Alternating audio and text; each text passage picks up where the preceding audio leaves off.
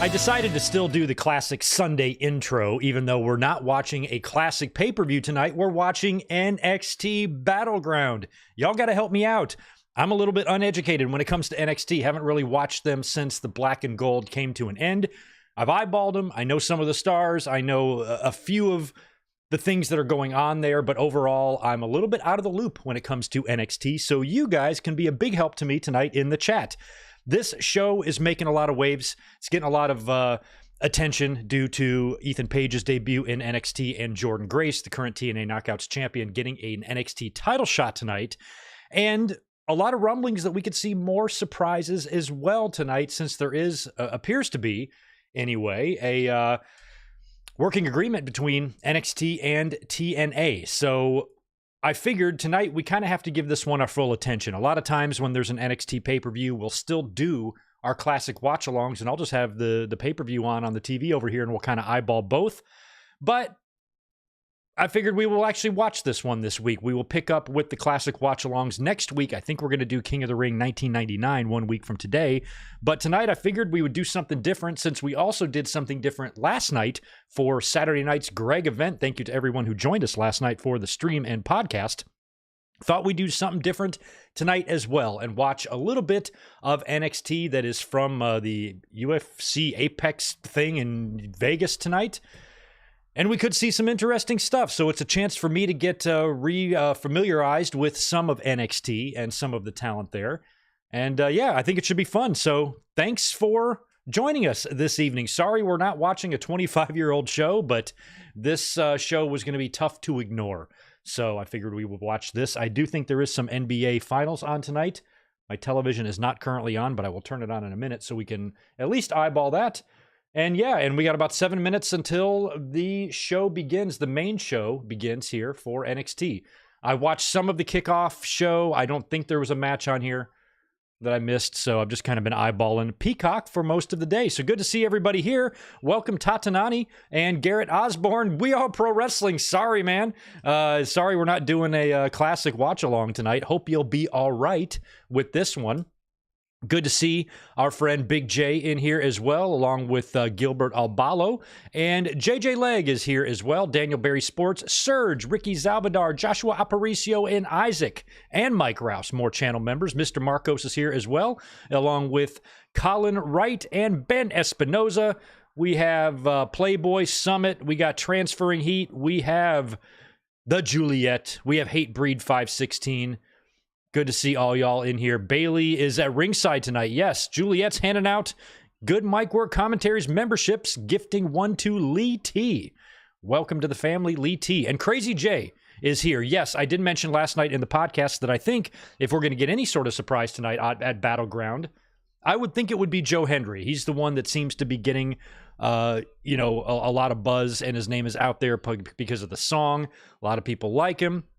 And a lot of people believe in him. And if WWE is trying to, work with TNA, you would think they would want, people that have the most, most exposure possible. Hey, Tito, get out of there. Hey, my cat is trying to get into my power grid. Hey, yeah, there you go.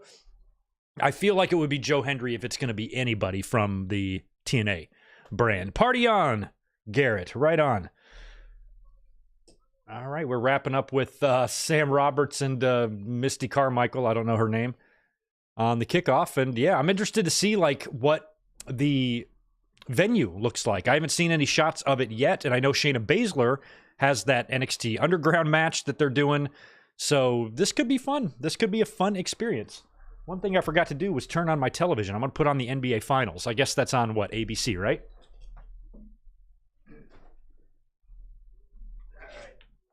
There we go. Get my trusty little remote. I'll put on some basketball as well. And we got NXT, we got basketball. We'll see. We might have a lower audience than we do for our classic pay-per-view watch-alongs tonight, so sorry about that. But I felt like we needed to give NXT a chance. I haven't watched much of NXT in quite a while, so I thought this was a good opportunity. Cheers, by the way. Happy Sunday, and happy weekend to everyone. I'm going to work on getting the NBA Finals pulled up here. There we go.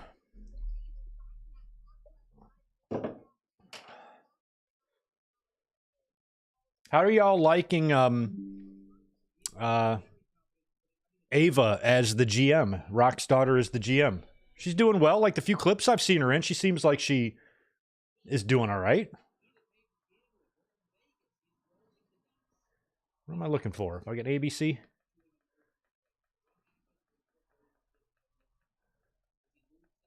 I have like a streaming app, so I just have to go through the guide in alphabetical order of the channels. So I have to go all the way down to A to find ABC. There we go. NBA Countdown. All right. We got that on. Game is on. NXT's on. You guys are here. Beer is open. Windows are open. The sun is shining. It's a beautiful June day in the whale's vagina. Welcome, guys. Happy you're here. And help me out. I don't know who Sexy Red is. I always thought Sexy Red was Wolfpack Kevin Nash. Guess not. It's this girl. What are the odds that Jordan Grace walks out with the championship tonight? I kind of think they're pretty good. I want her to. Did Roxanne recently turn heel? Is she a heel now? Might make it easier for her to lose. Ricky Starks, yeah, that's true. I don't think we're going to see him tonight because I feel like whatever his deal is, even though most people feel like he's going to be heading to WWE, I don't think he's done yet. I think he's still under contract, but that's just a guess. All I do here is guess. I guess and then say it out loud. And y'all have to decide if it's true or not. If you want to be a supporter of me, take what I say with a grain of salt. No, I'm kidding. I try not to intentionally mislead anybody. Surge, thank you. She's a rapper. She's Lil' Kim's daughter for real? No, she's not. No, she's not. Is she really? No. I'll never forget.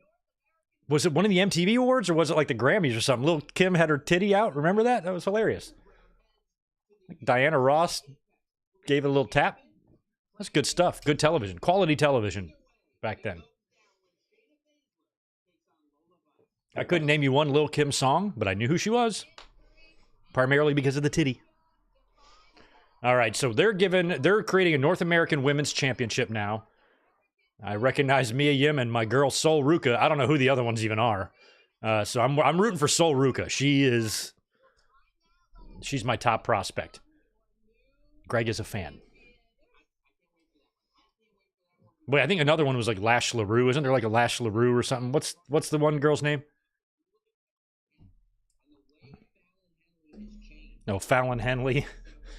Fallon Henley. What kind of names are these? Is she Don Henley's daughter? I've been trying to get down to the heart of the matter.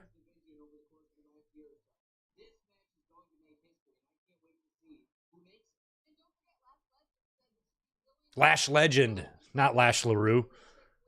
Thank you, Misty Carmichael.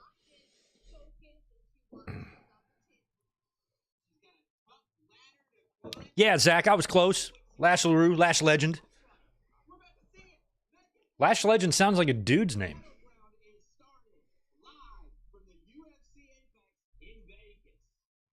All right, UFC Apex in Vegas. Never been there.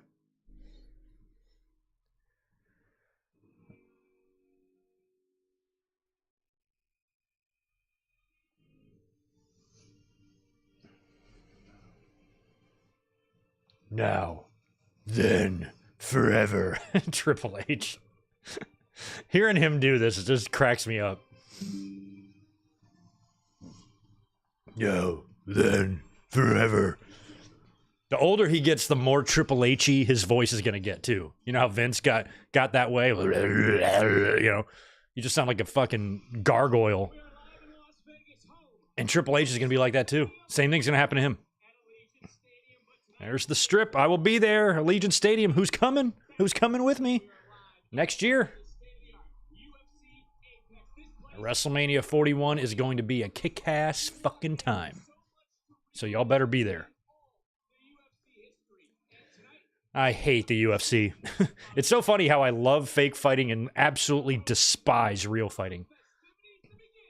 All UFC athletes seem like assholes.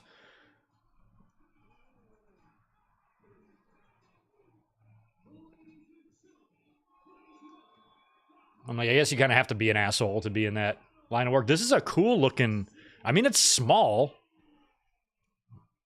I mean, little, probably same size as the Performance Center, I guess, in terms of amount of people, but I like the look of this.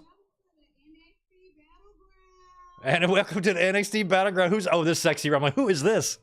Okay, so this is Sexy Red, who apparently is a rapper. I'm trying to learn these things. I guess her gimmick is to shake her booty. That's fine.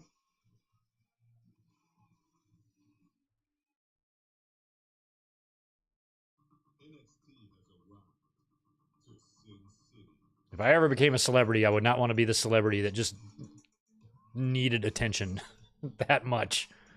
I'd be Keanu Reeves. I just keep my mouth shut and not say anything.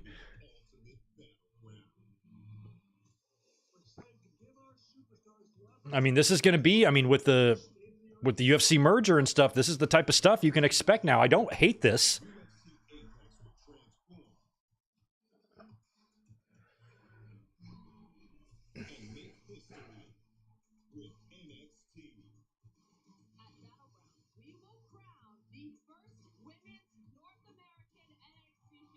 It's a good looking belt, though. I mean, the women's North American version. Okay, so I might know them all now. It's Lash LaRue, it's Fallon Henley, it's Sol Ruca, it's Mia Yim, and I don't know the other one. And yes, her name's Lash LaRue. That's what I'm calling her. I make my own rules here. Good for Jordynne Grace. You knew, though, when we saw her at the Rumble, we knew that was not going to be the last time. There was no way. Too much of an impression.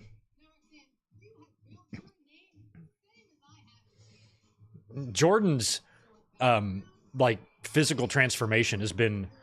I mean, I've been following her on social media for, gotta be 7 or 8 years now, and, like, watching this journey has been crazy.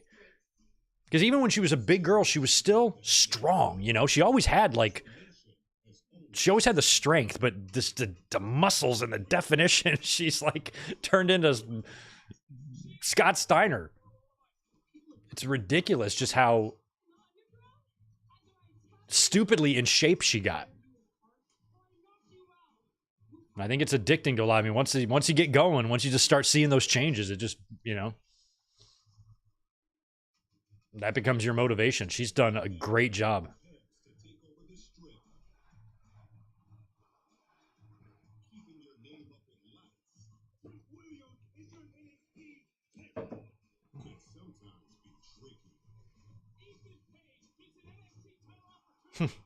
Hey, he was in AE, whoa, whoa, whoa, whoa. I remember somebody in the chat last week trying to tell me that they almost said that.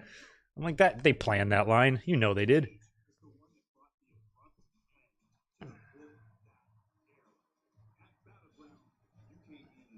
Like, I haven't seen full segments. I've only seen clips of Ava Raine as the commish or whatever. But I like it. I like her. Seems like it fits her.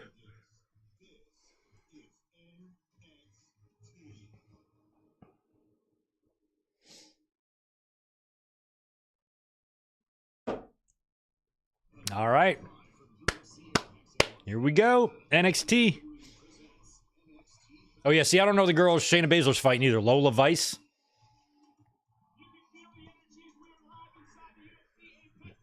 These names, man.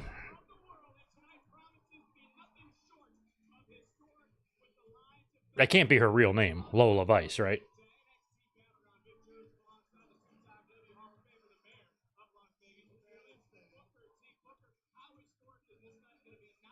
Good to see Vic Joseph.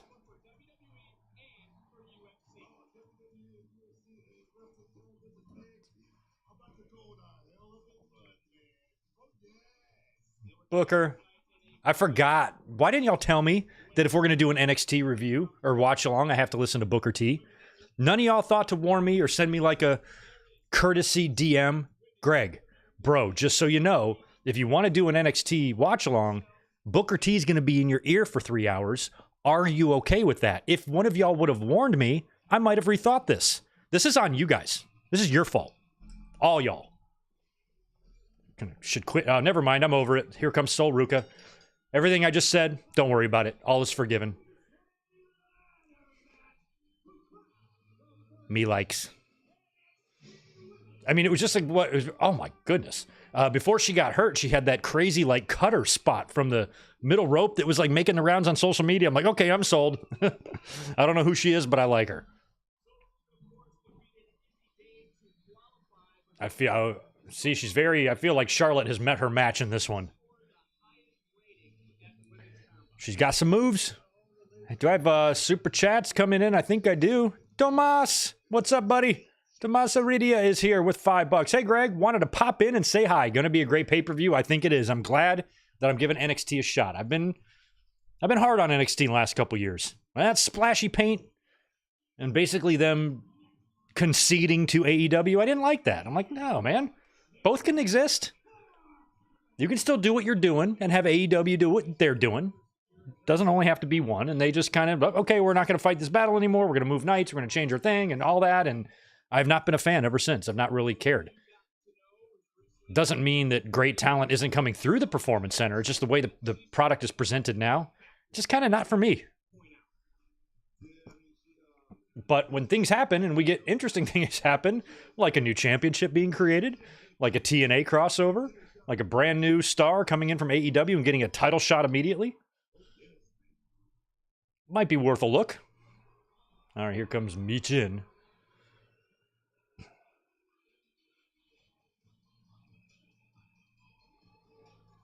I don't know what, I was busy doing stuff, but during the kickoff or the pre-show, they were showing some social media posts from Michin. I guess she had a heck of a time getting into Vegas.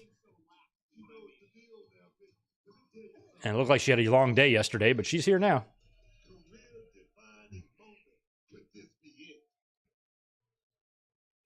Who's Kalani Jordan? She's Melo Hayes' girlfriend, Jada Parker. There's so many I don't know.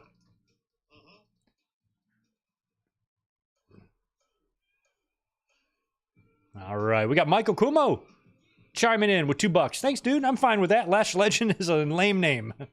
Yeah, it kind of is. Okay, who's this? Okay, this is Fallon Henley. This is Jimmy Fallon Henley. Girl, it's June. Why are you wearing a fur coat? She's like one of them, you know how teenagers wear like hoodies when it's 100 degrees outside? Why do they do that? They all do that.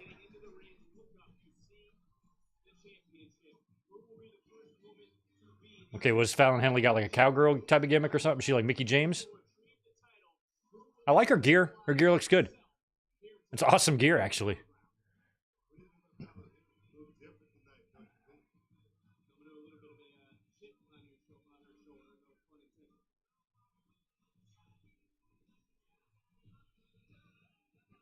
Oh, okay. So Lola is Valerie Loretta. I remember her. She is an MMA girl. Okay, go. Okay. Yeah. I kind of know. Okay, so this is Lash LaRue coming out here in the green, right?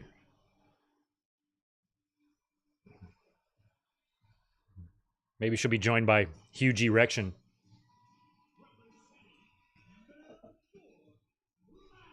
It's my first look at her. She's tall.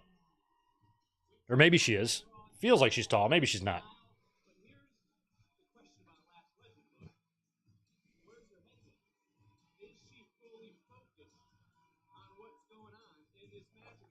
She's big. I don't mean big. I just mean like she has presence. Like she could overpower people. She's kind of like, who am I thinking of?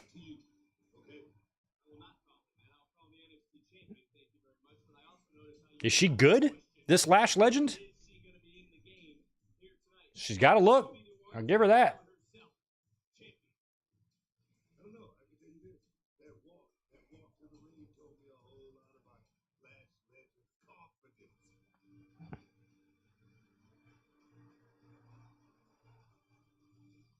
She looks a little bit like Red Velvet, only big and strong. Okay, who's this? Who are you? Kalani Jordan. Okay, what's up? Kalani Jordan. Never even heard of you. I feel like her gear is a little bit Sasha Banks inspired. Maybe? Oh no, Vegas vibe. Also reminds me of something Sasha would wear. Kalani Jordan. I love how they all have to do their thing. I mean, the men do it too, but it's like, I hate that everybody has to have their little routine that they do, you know? Okay, there's 1, 2, how many women we got here? 6. 6 women in this? All right. All right, girls, go get that title. You know, my heart is with Mia Yim. I would love Mia Yim to win this championship first. Girl has not touched gold in WWE, right? Mia Yim? So, I'd be fine with that. It's either Mia or Sol Ruca for me. And I only say that because I don't know the others. First impression, I really like Lash LaRue's look. Lash Legend's look. She's something else.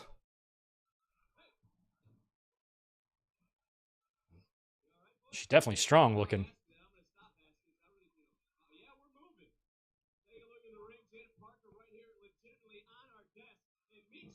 Oh, Jada Parker. I don't even know who she is either. Come on, I'm gonna call Jada Parker Alicia Keys. So we got Alicia Keys and Lash Legend in there. Booker, he got taken out already? He might be legit shaken up.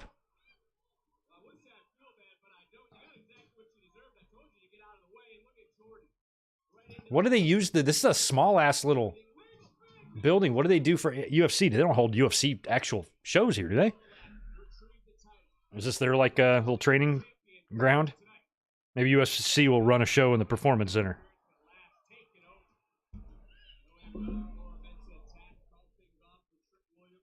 Shucky Ducky. It's almost time. Got a super rolling in from the Juliet. Hey, Angie Law. Good to see you. You're with me, man. Good to see MJ Parker in here as well.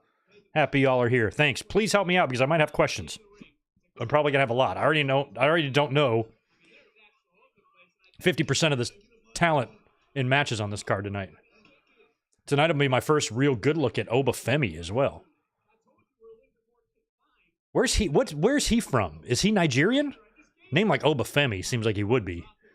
Because all I've seen of him is a few clips and just his sheer size. I'm like, oh my God, I want him and Brock. That's first thing I thought of. Oh, you go Soruka. Oh, that was good. She did like a 1-foot springboard off the second rope onto the floor, and then Fallon Henley came around with like a 619 on the ring post. That was good. Look at that. 1-foot moonsault. Juliet, thank you so much for the $5. With Ricochet leaving imminently, will WWE bend over backwards to get Samantha Irving to stay? I think Samantha Irving's going to stay. I think, I feel like if the two of them were being, working in the same company was their top priority, then Ricochet would just stay. I think it's about, I think they're just going to do it like Ripley and Buddy do, and Alan, Malachi, and Zelina do.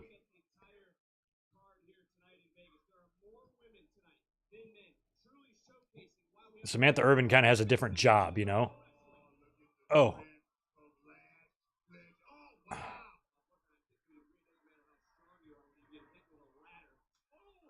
But I will say this, if Ricochet goes to AEW, finds a ton of success, and it's a match made in heaven or something, then Ricochet might be like, okay, I think not only am I going to finish out my contract here, I'm probably going to stay with them indefinitely. So, babe, you should try to get over here too. Maybe. But I feel like Ricochet leaving has a lot to do with just, personal ambitions, professional ambitions that he has. And he's kind of betting on himself. I appreciate that. All right, we got, this is Fallon going up for the belt already. See, I haven't been watching NXT TV, so I have no idea who the favorite in this would be. I want it to be Sol Ruca, because she's my favorite of all of them. I like Mia Yim a lot. Girl, you're too far. That's not going to work. Nope.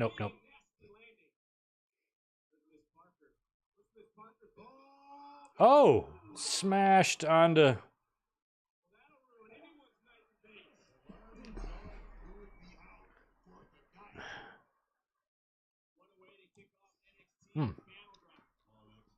Biting into this completely safe and child-friendly piece of sugar-free candy. with no other ingredients in it whatsoever other than happiness and goodness.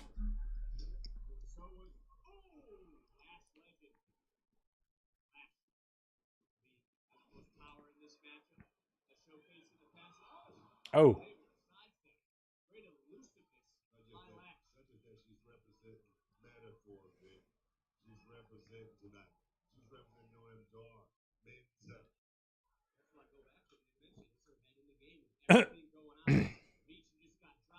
Come on, Michin. These ladders, man. She's got a... I swear, even if she's... Oh, you got a fingernail on it, girl? Oh. I mean, Lash has a lot of hair going around. I would... or going on. I would use that.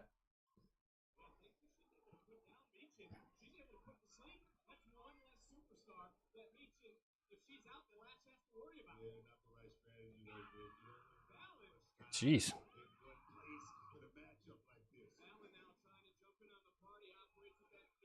Oh. There's no way Michin can hold all them. Or Lash has got two of them.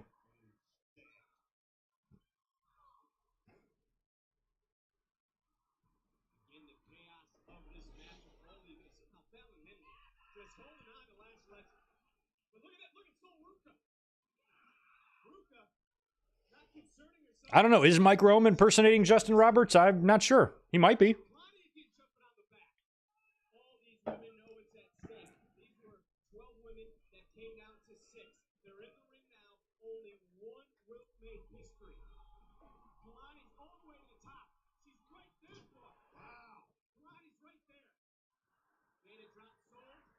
And the girl, you said it was Kaylani, is Carmelo Hayes' girl?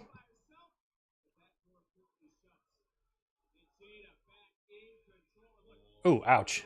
They've got her in a bad way there. Ouch.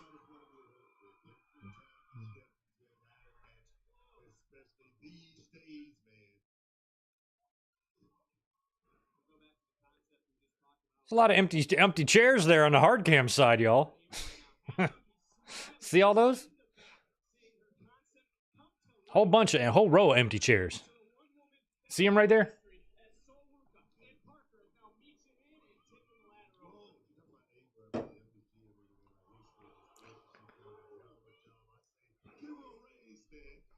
This looks like a condensed version of the venue they used for Raw the night after WrestleMania 11 when Sid turned on Shawn. That would have been 29 years ago, by the way.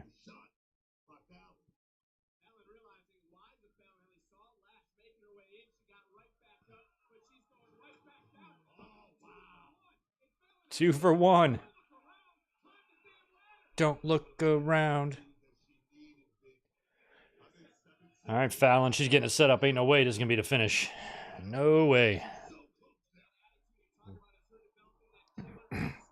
Here comes Alicia Keys to stop her.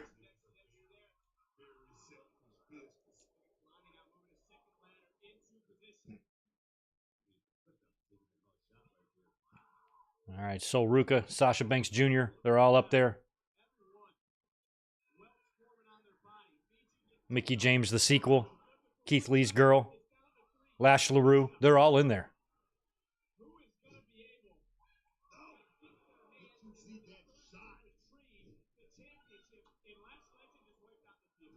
Joshua, those empty chairs are for Chase University. Are you sure? I just think WWE can't fill their buildings. I just think they can't sell tickets. And they need to stop running buildings this big if they're going to have all these empty chairs there. It's just stupid. But, you know, Triple H and Daddy's money, I mean, it's just what he wants to do.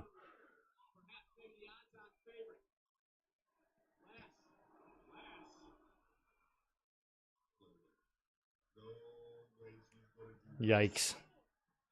Come on, Sol Ruka.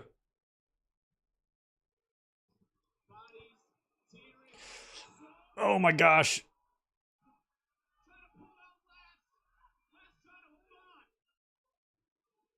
Damn.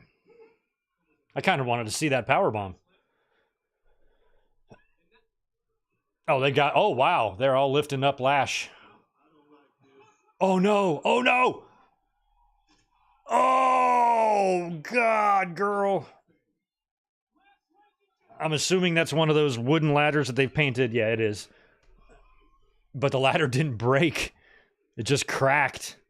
That was a rough landing for Lash LaRue there.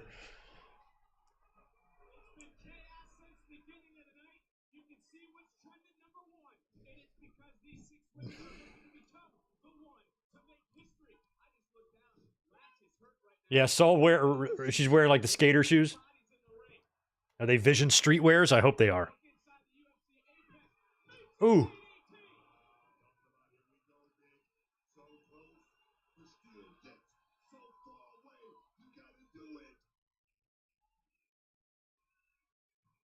Oh.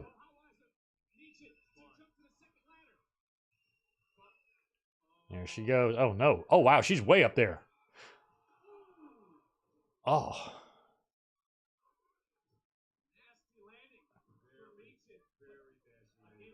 Just a multi-person, multi-ladder match with talent that's relatively on the green side. They're doing all right here. I mean, these can be confusing matches. A lot of pauses. Oh shit, what do we do next? Type of thing. And they've got it all mostly together here. I haven't seen too many instances of confusion or hiccups or anything yet.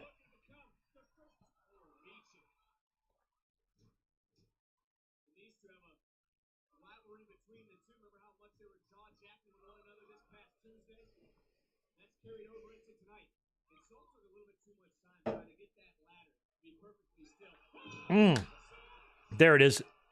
The soul cutter, what's that called? Oh, another one. Come on, Soul Ruka. You can run up there. Do it. Run. Oh, here are my two favorites. Come on, Soul Ruka. Come on, Soul Ruka.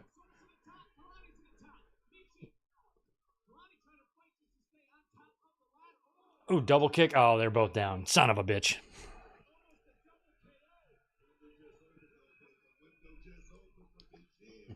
Yeah, Brock Lesnar should come out and just win this title. Brock Lesnar, the new women's NXT North American champion. That would look funny on WWE.com. Oh, come on, Mia. She just rolled right on top of the ladder so Kelani could hit her with a split legger. Nah, not good. Not good. Oh, man.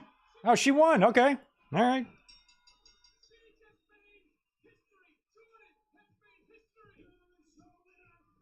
That was a lame finish. The way Mia Yim, like, she took a bump and then she literally rolled on top of the ladder so that Galani could hit her with a split legger. It looks like on the hard cam side, they only have 4 people in the front row. These small ass crowds, man. WWE in the mud.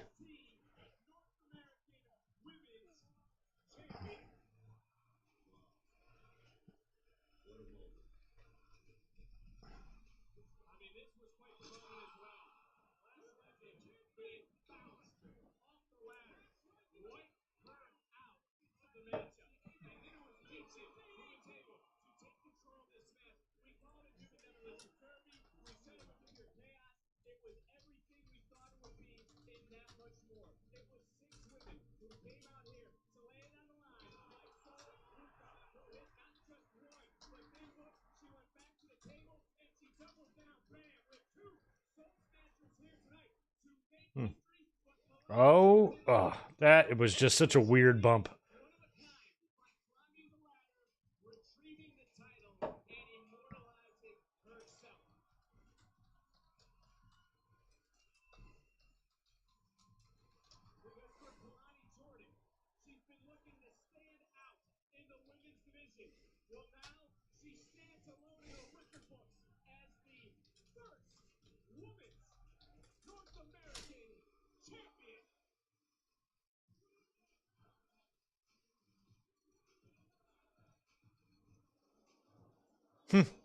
Well, Michin looked legitimately happy for her.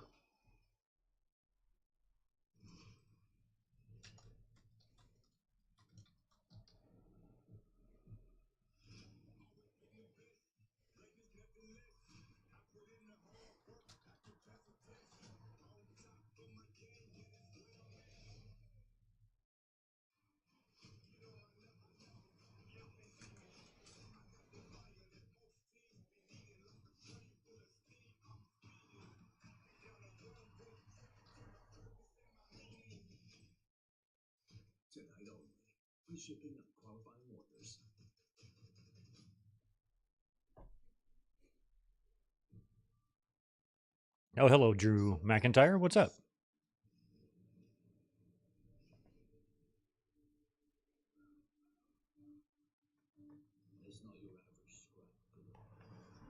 Man, I am not sure about Clash at the Castle. I mean, are they going to screw him again? If he has to sing another duet after he loses with Tyson Fury.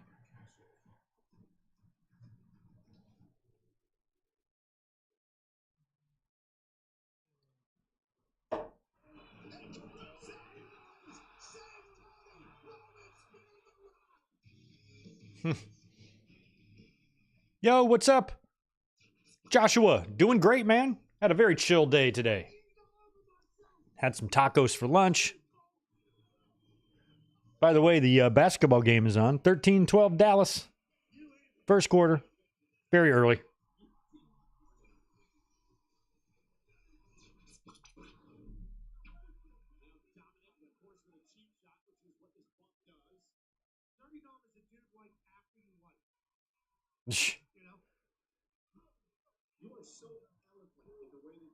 Oh, we're going to count down all of these right now? We're doing this now? You can't just put this on Twitter? Okay, so we're counting down craziest announcer reactions of the year so far. I mean, I liked it when they recorded Mauro Ranallo. I don't really care about Cole, though. Jesus.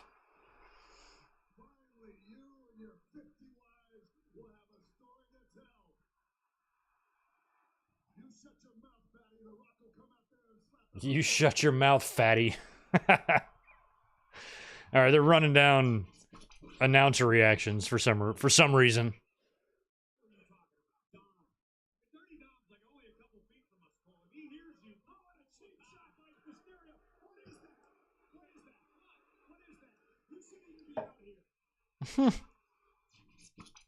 You know, WWE, you could have put this on your YouTube channel or on Twitter or Instagram.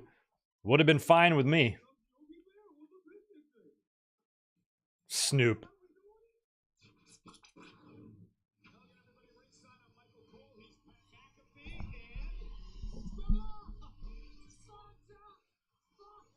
They're taking their sweet time with this nonsense. They are. Hey, look, the basketball game's on, though. Dallas and Boston. No dog in that fight for me. Don't care who wins.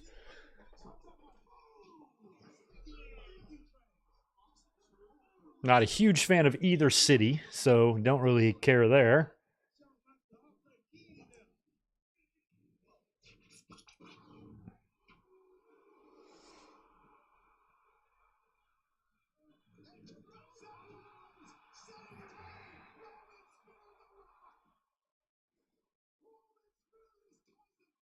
Roman Spirit is cousin. Oh my god. Finally number one? What's number one?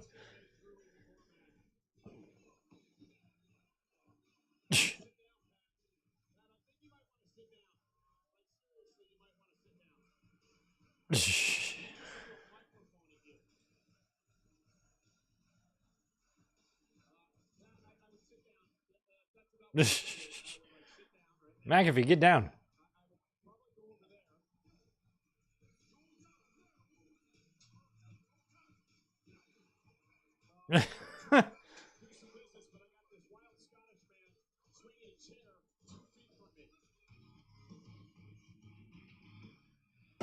All right, that took about 5 minutes to get through that. Jeez. Yeah, somebody mentioned Gail Kim is at the show tonight. Good. I wonder, that's weird. The way she left the company.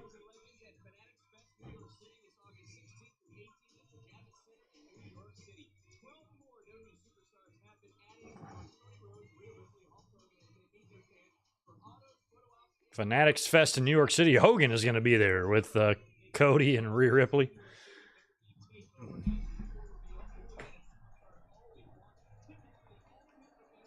August 16th through 18th at the Javits Center in NYC. If you live in there in that New York area, go there. You can meet Hulk Hogan. There's hot-ass Vegas. I'll be there soon. Can't wait to see the Sphere.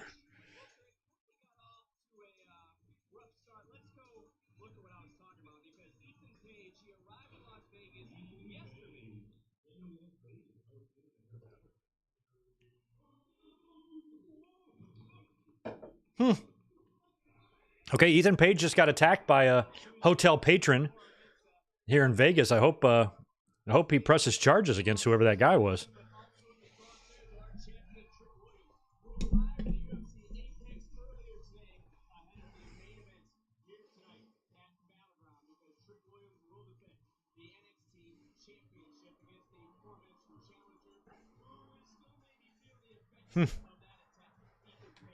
Ethan Page, so far since coming to WWE, has worked for smaller crowds than AEW.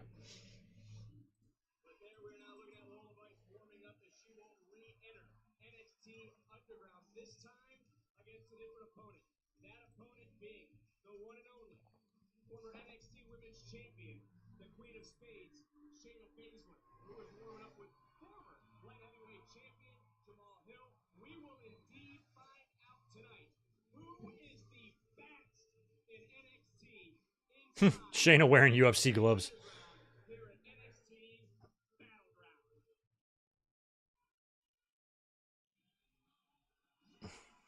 Oh yeah, Gallows and Anderson. I forgot.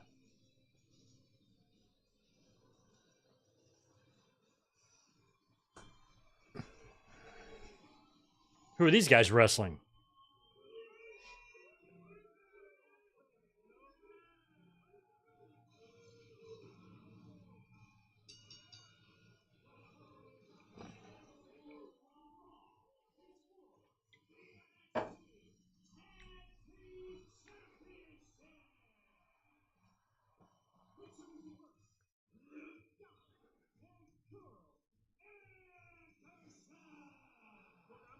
The Good Brothers are here.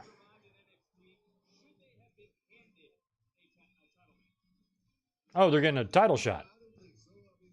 Oh yeah, NXT has tag team champions, don't they? I don't even know who the tag team champions are in NXT. I guess I'm about to find out. I bet you I've never heard of them. Who is it?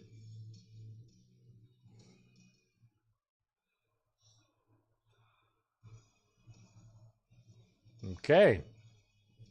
It's crazy watching something that feels like a new product. I have no idea who the fuck's coming out. Who are these guys? Okay, that's Axiom. I know him. Oh, Nathan Frazier. Okay, I know both these guys. Okay, I know who they are. I didn't even know they were a team or tag team champions, but I know who they are individually. Oh, that's a relief. Is this just a slap together team, or were they together? Or have they been together?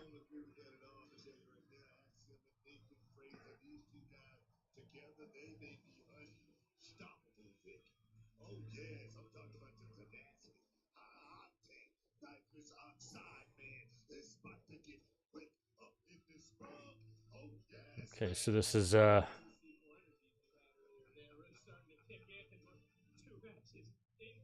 Sin Cara and Kid Cash against Festus and Carl.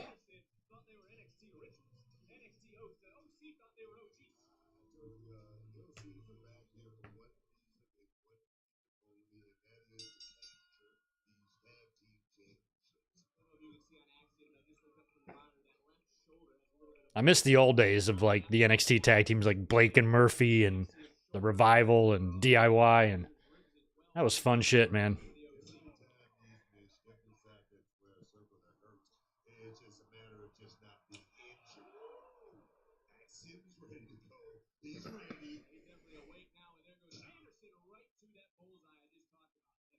Carl Anderson looks pretty slim.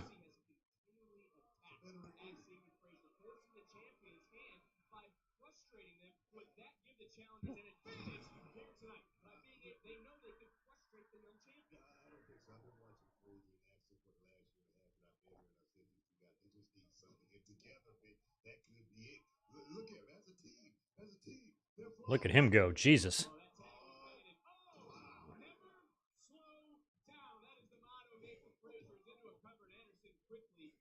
Kind of reminds me of Tyler Bate a little bit.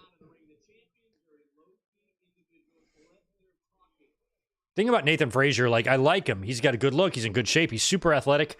It just feels like to me that there are a ton, and I mean a fuck metric ton, of wrestlers that look exactly like him. Just feels like that's a very common look.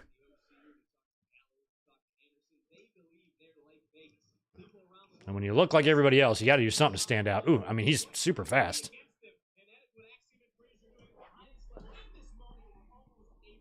Oni Lorcan and Danny Burch, I forgot about them. They were great. They work backstage in NXT. That's awesome. Oh, yeah, I was trying to think of a good nickname for him. Road Rage Man sounds good. RRM.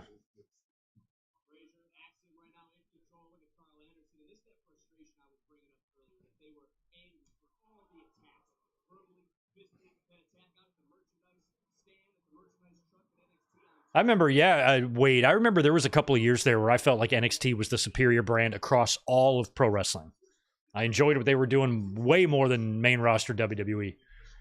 And AEW wasn't really around at the time. TNA, I always thought kind of sucked. And there was a time there for a couple of years there where I was all about NXT. They were satisfying my thirst for good quality wrestling, you know.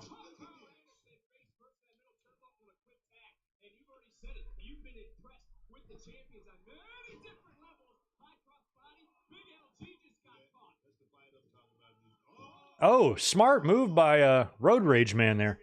Very good. I'm all out of 805. I'll be right back.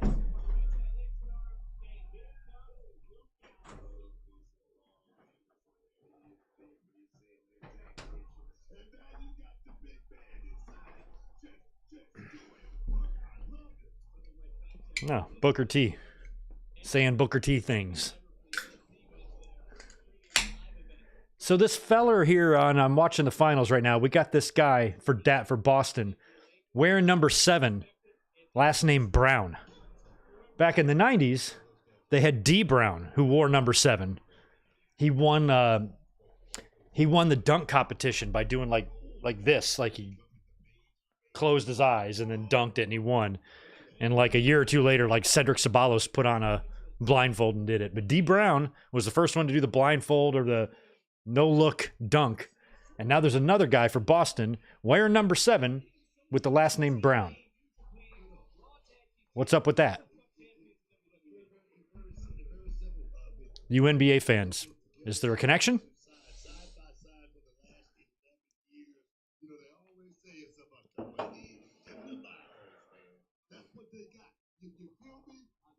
The NBA Finals presented by YouTube TV. I like that.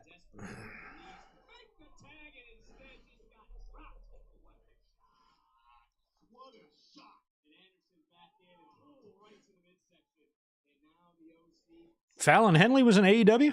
I did not know that.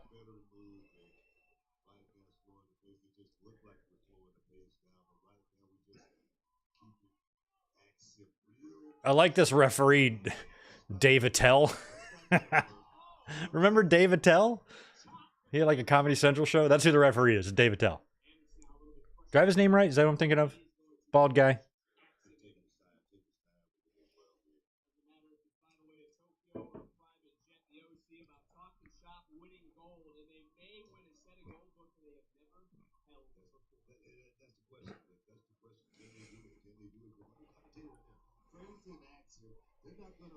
Chris Hero reminds me of the YouTuber LA Beast. They both grew the same way. Just out. Like super awesome, like chill dudes. Just got really huge.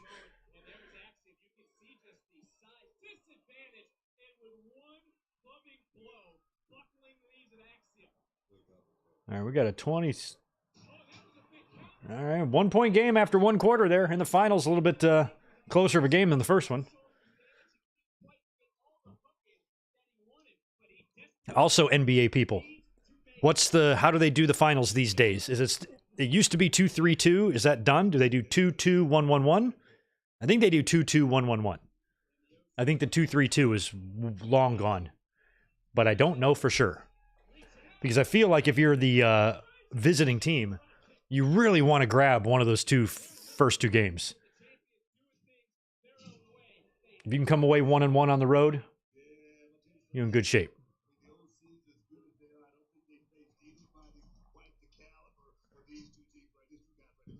Wow. Wow. Jesus.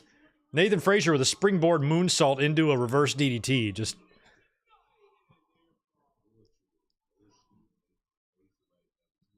That was poetry in motion. Booker T, I'll agree with your call. And that's what I'm saying. If you want to be someone like Nathan Frazier, where, 90% of the wrestlers have his look, you got to do something to stand out, and he sure as hell is.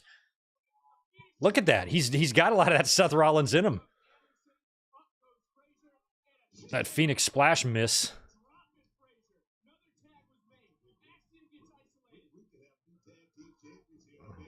I'm ready to see Nathan on Raw just having matches with Ilya Dragunov.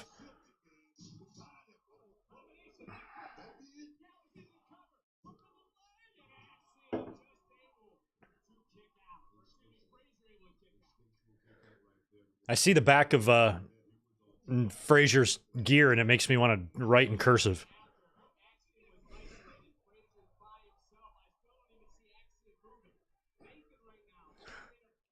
Ramon Coffey, I am still loyal to my birthplace of Motown.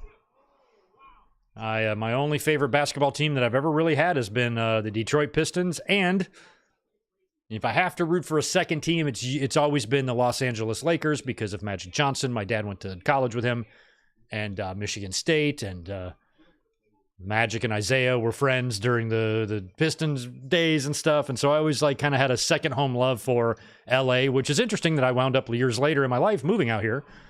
So I feel like I'm very loyal to where I live. But it's always going to be Detroit first, probably LA second. Oh.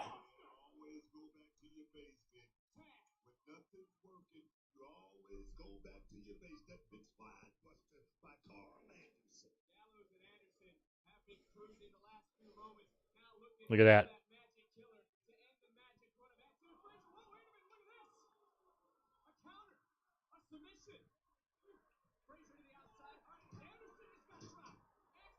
I don't really want to see the Good Brothers win the titles here, even if Dave Attell is the referee.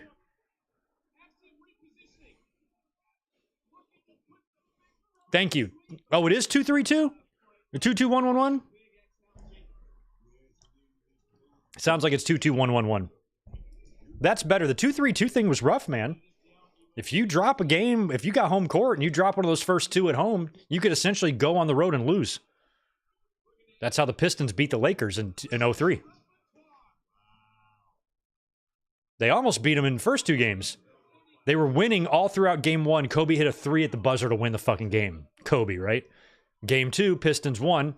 Then they went back to Detroit, swept all 3 games, beat the shit out of the Lakers in a year that would have been a four titles in a row if they would have won that year. And the Pistons whooped them. Rip Hamilton, Chauncey Billups, Tayshaun Prince, Rasheed Wallace, Ben Wallace. What a team. Best starting 5 in NBA history.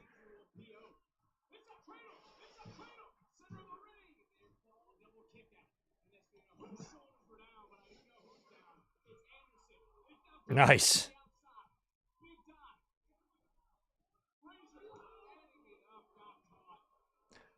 Oh, God, I hate apron bumps.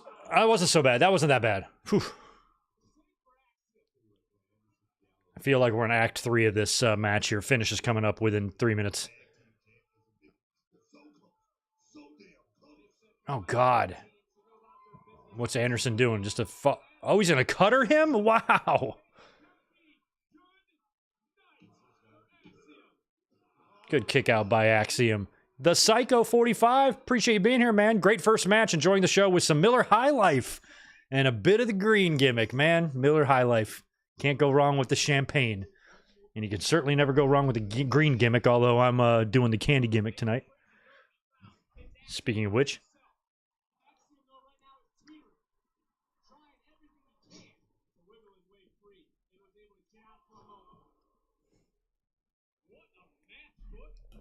See what happens? The Psycho. Y'all start giving me ideas, man. Oh, my God.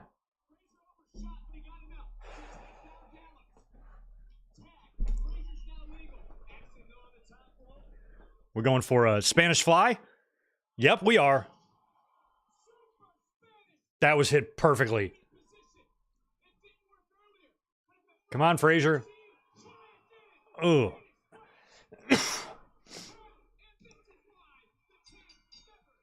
I always get the Phoenix Splash and the Red Arrow confused. Or the Black Arrow, but that Phoenix Splash was okay. He didn't land it perfectly. He hit it well, though. I'm glad that Frazier and Axiom won. I like them as a team. Trial and Error. Thank you for the $10. Hey, good mic work. Hope you're doing well. What are your top 3 dream matches? Eddie and HBK, Sting, Undertaker, Angle, Brett. Well, Angle, Brett is one of them. I don't know what my top 3 are. I can name you dream matches. I'm not sure if they might be my top 3.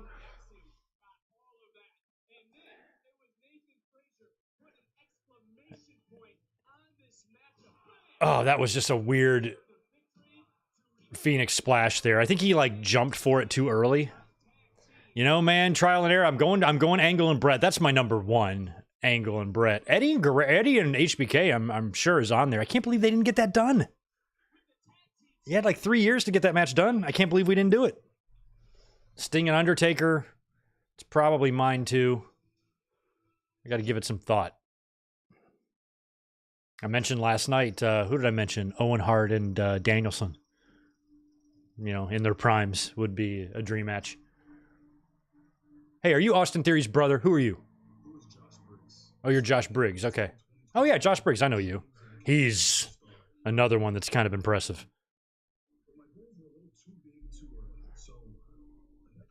Let me think.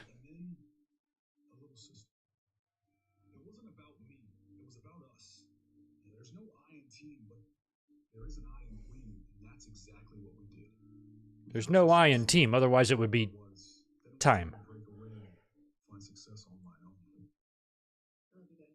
I like this Brooks Jensen. He's doing some weird shit, right? He's trying to do this, like, kind of work shoot type of thing. I got my hand raised a few times. I was betting on myself, but when I think about it, what am I betting on? Am I a man of mayhem in the ring or in my damn mind? I mean, I remember the 1 or 2 matches I've seen of Josh Briggs, how big he had like Brody King levels of presence to me. And I'm like, oh man, this guy's no joke. Matt Morgan was like that too. I was always a big fan of Morgan. He, even though nothing ever happened with him, like I remember when he like first showed up and I'm like, that's the real deal. You know, and when he later on in his career, he had the name, the Blueprint. And I always thought that was so appropriate for him. I'm like, he really is.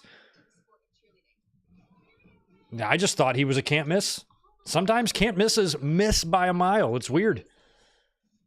I remember Matt Morgan was one that I was always just really kind of attracted to in terms of his look and his presence and his size, and even his athletic ability was just tremendous. He's one of the ones I've been the most wrong about. I remember thinking like there's no way this guy is not going to be a huge deal. He never did shit.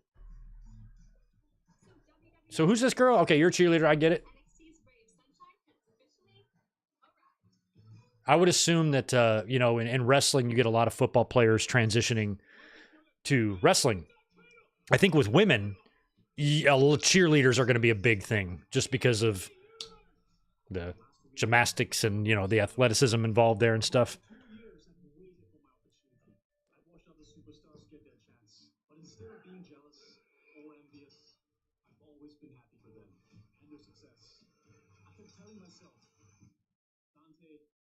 You know, trial and error. I'd also throw AJ Styles and Shawn on the list.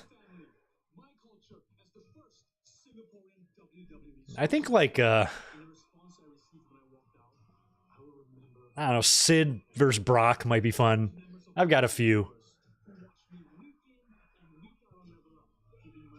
That's a whole video though, trial and error. Like I need to do a whole video of just dream matches because trying to think on the fly. It's harder.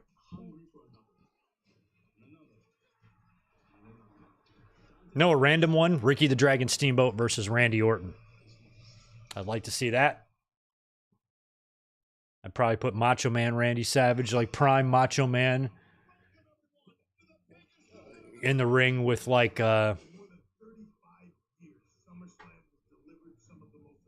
maybe a Seth. I don't know.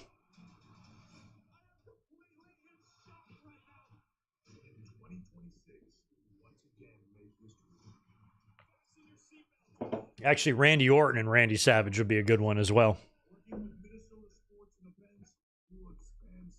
I'm pretty sure a Randy Orton and Ace Orton match exists somewhere. I'll have to look that one up. But thanks again for that 5th super chat on a live stream there. Trial and error.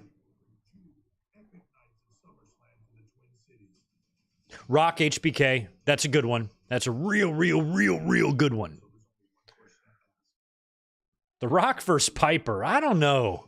On the mic would be good. I'm not so sure about in the ring on that match. Maybe it would. I think Piper would be awesome selling the Rock's punches, especially the one where he spits in the corner. That would be pretty funny. Piper would be all over the place. Sean would sell those good too. I'd also go Razor Ramon, Drew McIntyre. Be another match. Who'd win? 2024 Drew, 1994 Razor. Who you got? It's a tough call for me.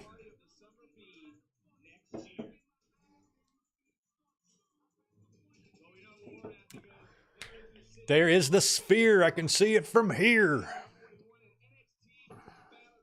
I haven't booked my hotel yet for Vegas. I got to do that soon. I'm going to do that after I get back from Hawaii.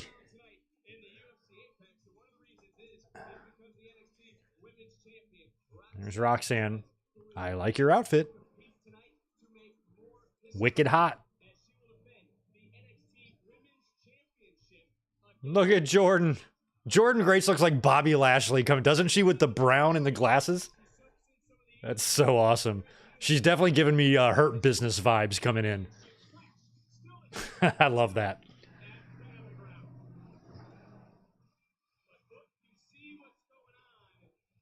Oh no. Y'all. The ropes fell off. The ropes fell off. Y'all gotta put, oh, okay, so all these people coming out, all this town, that's so nice. They're coming out to help put the ropes back. Look at the whole roster just cleared out there. It's weird that they all dress the same, but they're all coming out to help put the ropes back on that apparently fell off during the commercial break. All right, they're gonna give us a video package while the roster puts the ropes back on. That's good. You don't want to have a match with no ropes. What's the fucking point?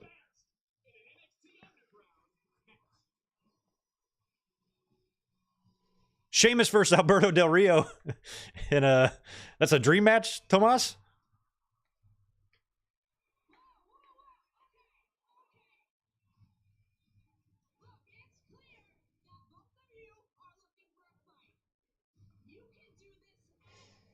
Ahmed Johnson and Ezekiel Jackson. I'd rather see Ahmed and like Ryback or something.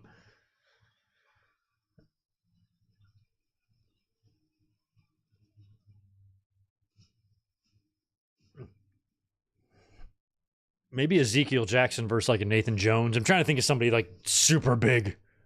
Stay humble. Enjoy the grind. Those are all words I've heard since coming to NXT. And they may be true for everyone else, but I'm not everyone else. Lola Vice is a superstar in every form.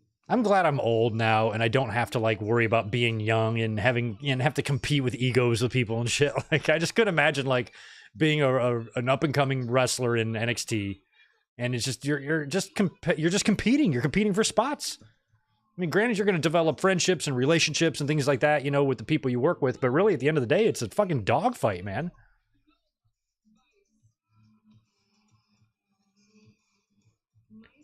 I'm the most positive and laid back person in the world when I'm at work, and I still have 3 or 4 people that I just don't fucking like, you know. So imagine what it's like for these people.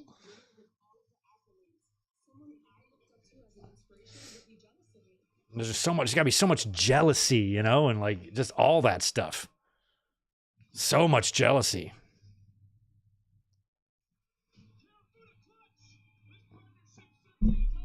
Giant Gonzalez versus Great Khali. All right.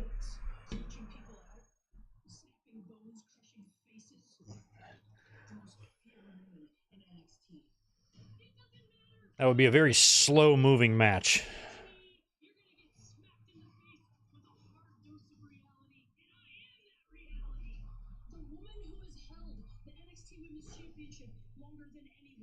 I wouldn't want it, like, I don't think of Giant Gonzalez in a dream match scenario. Unless it was Giant Gonzalez against Hornswoggle, then yeah, that would be a dream match. Well, I think Khali worked with Hornswoggle, didn't he? So they've probably already done that.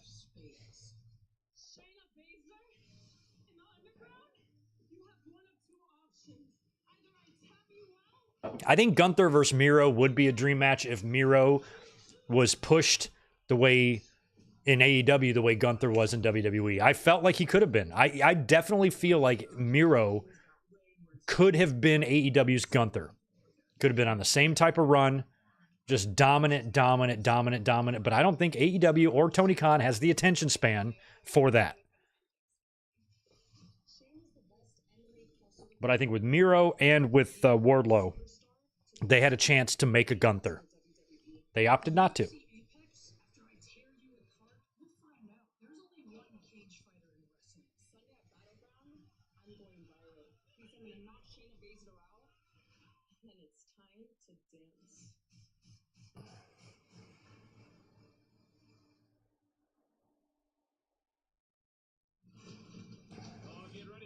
Who's this guy? Okay, Khalil Roundtree. Please tell me you're related to Richard Roundtree. Who are you?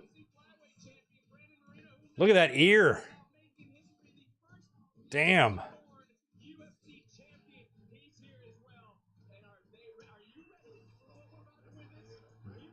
I'm glad I don't have no broccoli ears. That would suck. All right, Shayna is out in her Cobra Kai gi. She's ready. Detroit versus everybody. That's a dream match. I don't want everybody converging on Detroit. Greg versus Solomonster. I would never fight Solomonster. Solomonster's our friend. And I don't like to murder friends. Unless they have it coming, but he doesn't. Broken Matt versus Bray Wyatt. All right, still a close game. Tie game over here in the NBA Finals. So, I mean, without knowing anything about this issue here between Baszler and Lola Vice. Oh, she's got the Miami Vice logo. That's kind of cool. I guess this is set up for Lola Vice to win here. I mean, Shayna Baszler's in her 40s. This is a newer talent trying to get established. She has MMA experience as well. I feel like it benefits WWE more to have Lola go over here, but I also know nothing about this feud. And if I would have watched it from start to finish, I might be able to more effectively predict a winner here. But that's just what my gut tells me. Okay, so, oh, I get it now. Oh, I get it. See, I get it. Took me a minute on the NXT Underground thing, the Raw Underground. They're all there beating their hands on this shit. That's what they're doing here. Okay, I get it. Where's Shane? Where's Shane? Okay.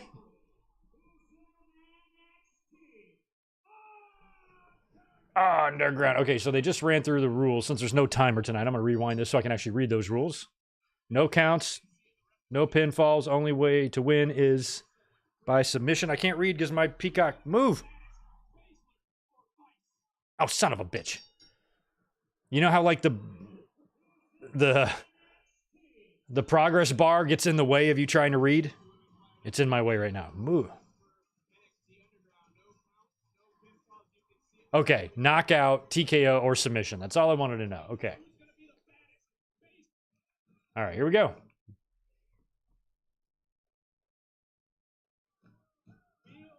feel like I got to refresh this now just to make sure I'm as live as I can be. All right. So they got the lights turned down for this too?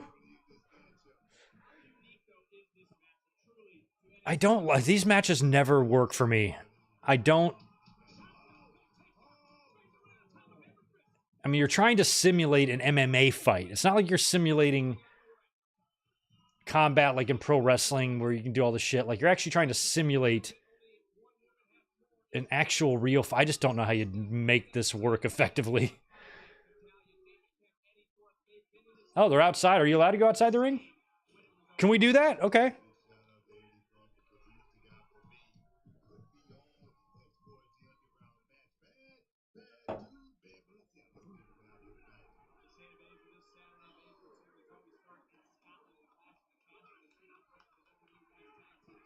I do like that, you know, AEW and NXT have both tapped into a little bit of the horny vibe. You know, for a while there, we had horny NXT. It was going on for a while.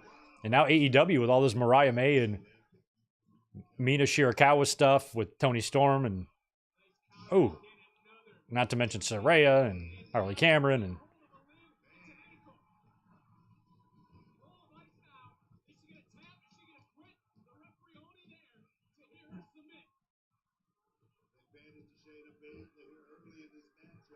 it's funny though, like it's not a lumberjack match, so I don't know what the point of the developmental roster being out there is. Just to be in the way. Did you see that post? See Baszler getting hit, rammed into the post there.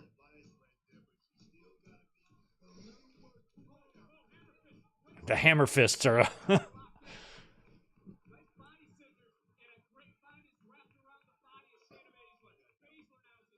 I mean, if this is a UFC fight, this would be over.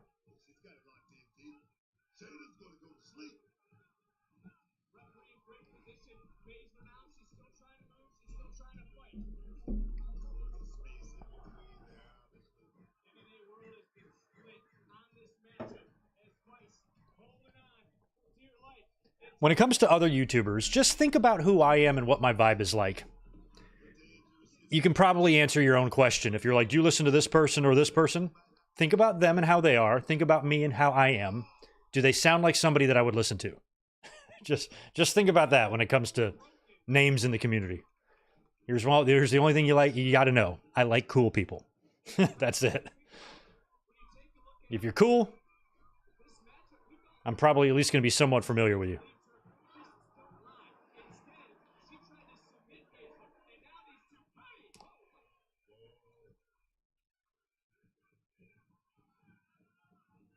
All right, here comes the token announce table.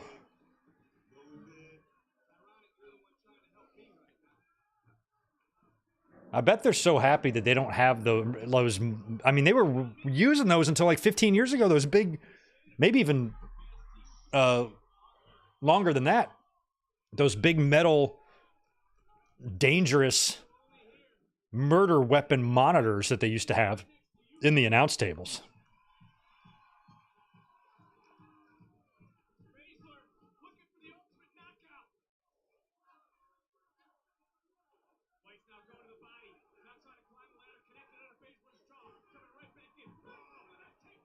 Oh, there. See, there. More hammer fists. This is what's hard. You can't work hammer fists, you know? Like, oh, Shayna missed the knee, ran into the announce table.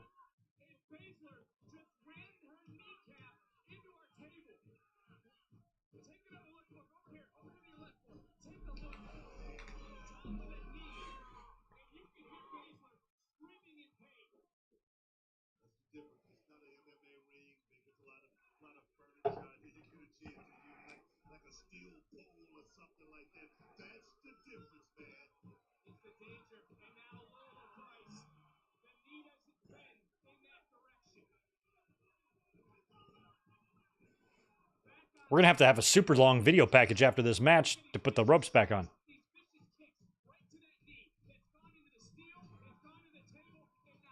And she's got a grapevine on it now.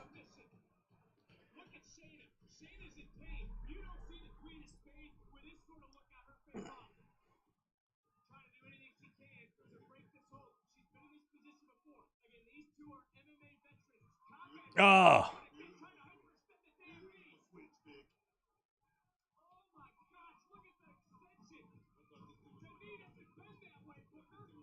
Yeah, we know, Victor. You've mentioned that the knee doesn't bend that way. We're all aware of how knees bend. I don't know about y'all's knees, but mine go this way, kind of like down. If they go the other way, that's a skill. Off Leather Wings, appreciate the 5. Always good to catch you live, Greg. Hope all is well with you. How has it been reconnecting with NXT so far? Not bad. I mean, I haven't hated it. Some of the spots here and there haven't been great, but overall, I really enjoyed the tag match a minute ago. The ladder match was okay. This is okay. This underground shit they're doing now. I'm just not a fan of trying to work an MMA fight. It's just, they've tried this shit a bunch of times. Oh, knockout. That might be it. I mean, just these little, like, soft punches. You're in a UFC building trying to simulate a UFC fight. And for the most part, every time they've tried to do this, it hasn't been great. Dating all the way back to that Lion's Den match with Owen and Shamrock, it wasn't that great. It was a brutal looking match, and it was different, but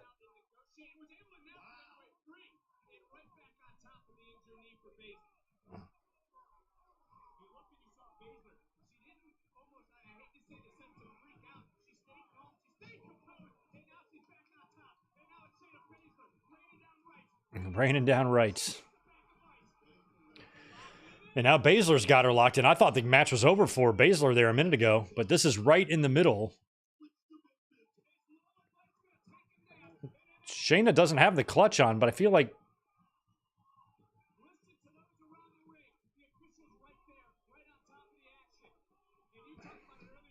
Yeah, Tomas, see, those are good people. Jason, Brian Zane, Deadlock guys. I like Pulse and Tony Pizza Guy. They both follow me. I like Steven Larson from Going in Raw. Those are all like great dudes. Good people who contribute and offer something to the community. And that are like, you know, halfway normal people that aren't fucking batshit nuts or super insecure or angry all the time or whatever the fuck is so common amongst wrestling fans. I'm like, is it just hard for anybody in this world, in this community, to be fucking normal?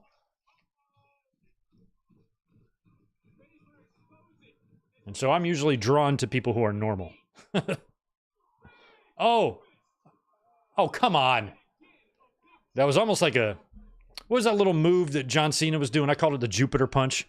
You know, like little backwards fist or whatever. That was kind of that, like half that, half Judas effect is what Lola just hit Baszler with. She falls off the apron into the arms of the J-Brones, and they fall down too. Look at that big guy who's like 350 pounds fell down when Shayna Baszler landed on him.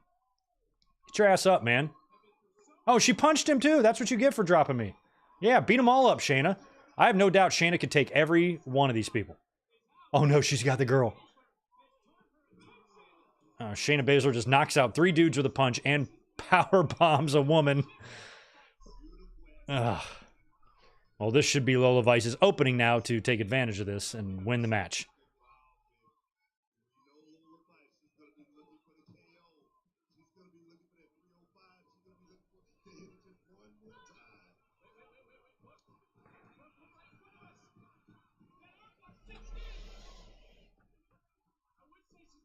Ray Rock. Go to probably the easiest way. I think I've got a link in the description. I should. Yeah, see right there, right below merch, join the family, become a member. If you open that, that'll take you over to the video that I really need to update, and you can join. You can pick your tier from there. I got some good emojis and loyalty badges. I probably need to spice those up, though. But yeah, you can do it in the description there, my friend. Yeah, I think, Ray, you're right. Shayna, I feel like, has got to lose here.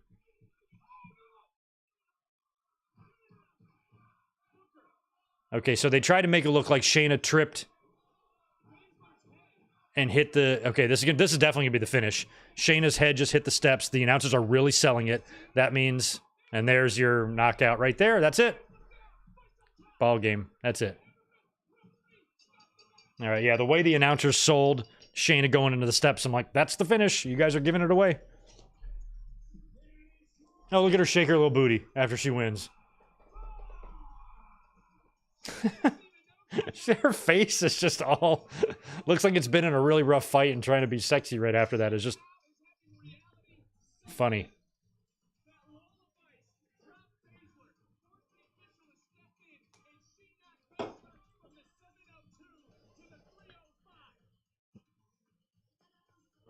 All right, that was only moderately good. Yeah, that...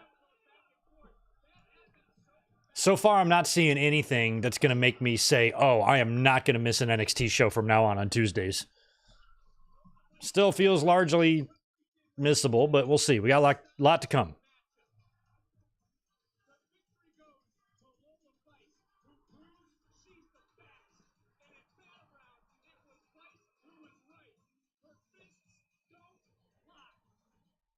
Huh. Yeah, see, there you go, Tomas. Those are all good people. Me, Jason, Deadlock, Brian, Denise, Steven Larson. Our friend Queen of the Ring is another good one. If you want Joshi stuff, that's your one-stop shop. But unfortunately, like, I would listen to more. Like, I'm curious, like, if I wasn't doing YouTube, who I would listen to. Because unfortunately, even though I like all those people, it's not like I have a lot of time to sit around and listen to them. I don't. Got my own shit to do. I got a job and all that stuff, so I don't have time to really super listen to anybody else other than here and there. Chime into their channel if I happen to see them doing a live stream and listen for a little while or something like that. But I'm not able to watch and listen as much as you guys are, so I'm curious that if I never got into YouTube, but I was still very much into wrestling and into the YouTube community, who I would listen to and who I would watch. Probably, as long as I was aware of them and was introduced to them, a lot of those people you're mentioning.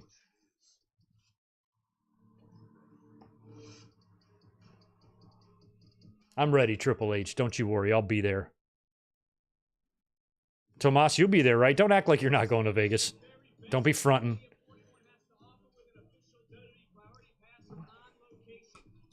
Aria. There's the Aria. I've stayed there before.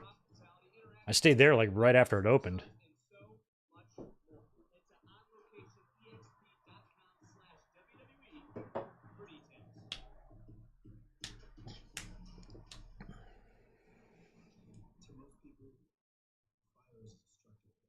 Yeah, DJ Solo, you're kind of right about that. I mean, I think WWE and MMA have a crossover audience. It definitely exists, but there is a large camp that does not watch, that watches one and doesn't watch the other. I'm in the watching wrestling camp. I've tried to give MMA a chance before. You guys have covered MMA a little bit in the early days of the channel and stuff. It's just, it's not for me. What is this? What is this?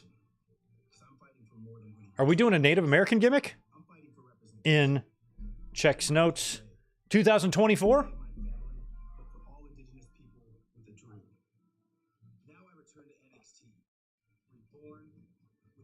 Who the fuck are you? Okay. Is this Tatanka's son? I don't know who the hell that is, but it looks like they're bringing back a Native American gimmick, and they put Strongbow and McDaniel in it? Or was it just Strongbow? Oh, look at there.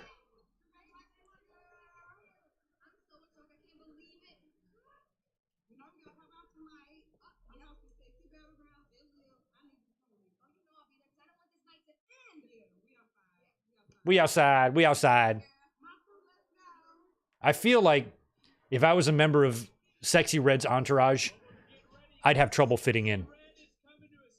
It's just a wild guess there. Never even heard of Sexy Red. She's got like 335 million YouTube views. Oh, man. Good, Tomas. Thanks for the $2. You'll be in Vegas. Sweet. There's going to be so much to do.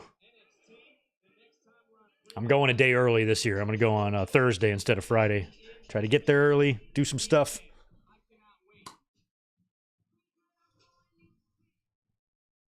Oh, well, that's good, Alex. I'm glad that he's an actual indigenous wrestler. And I think Strongbow was too, but McDaniel wasn't. Or maybe that's reversed. I don't remember. One of them is, one of them isn't.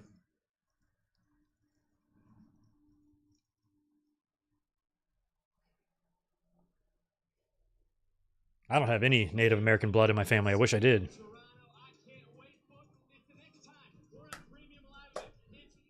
Heat wave. I like that. Bringing back that. Have they done a heat wave yet? Sunday, July 7th. Wow. From Toronto. That's going to be 2 days before I fly out for Hawaii. So depending on what's on that card, we might watch it or we might have it on the TV there and do a classic. Or I might work that night. Just depends. July is going to be a wild month, y'all. I'm going to try to do one video from Hawaii, like a live stream on my phone or something. Just for you guys. Maybe by the pool.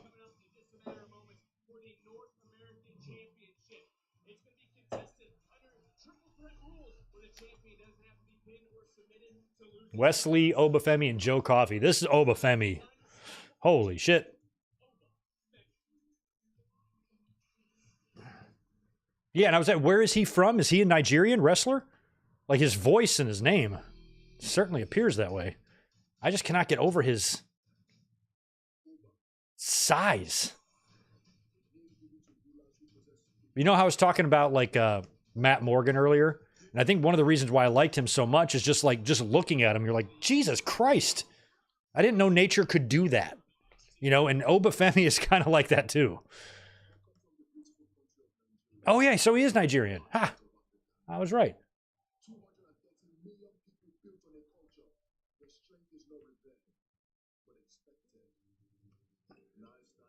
He's so huge.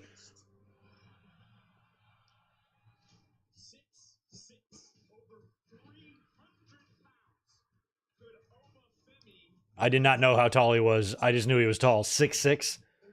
Jesus. How tall was Brock? 6'4"? 6'3"?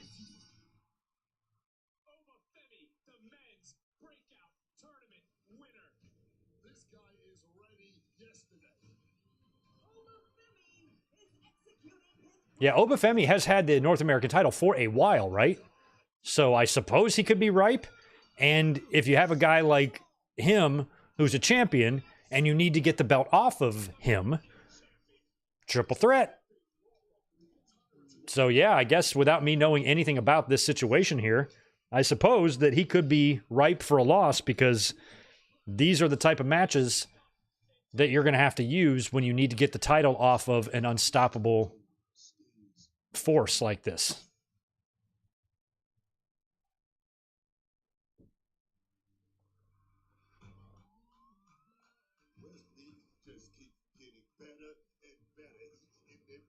See, I don't know. Answer me this about Obafemi. Is he good? He's pretty good too, right? I mean, if Brock was still around, that would be the first match that would pop up in my head. Maybe Obafemi and Gunther.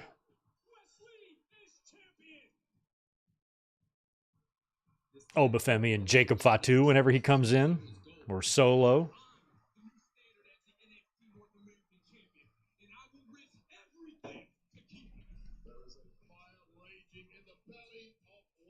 There's a fire raging in the belly of Wesley.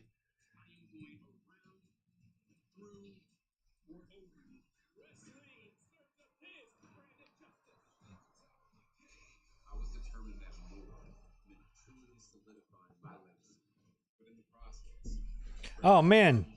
Deontay Rose, my friend from Twitter, asking me to help out his friend who is currently in downtown San Diego looking for restaurant recommendations. The thing is, I'm not down there a ton, so I wouldn't know like where the best places are. But you got Mr. A's, you got a good Roost Chris, you got Island Prime. I know there's a couple of really nice steakhouses down there. Little Italy is down there. But I don't have like a go-to place. I don't often go downtown, to be honest. What I would tell her, you know what I would tell her? Well, you're probably not even watching. This is Twitter. Go to Old Town.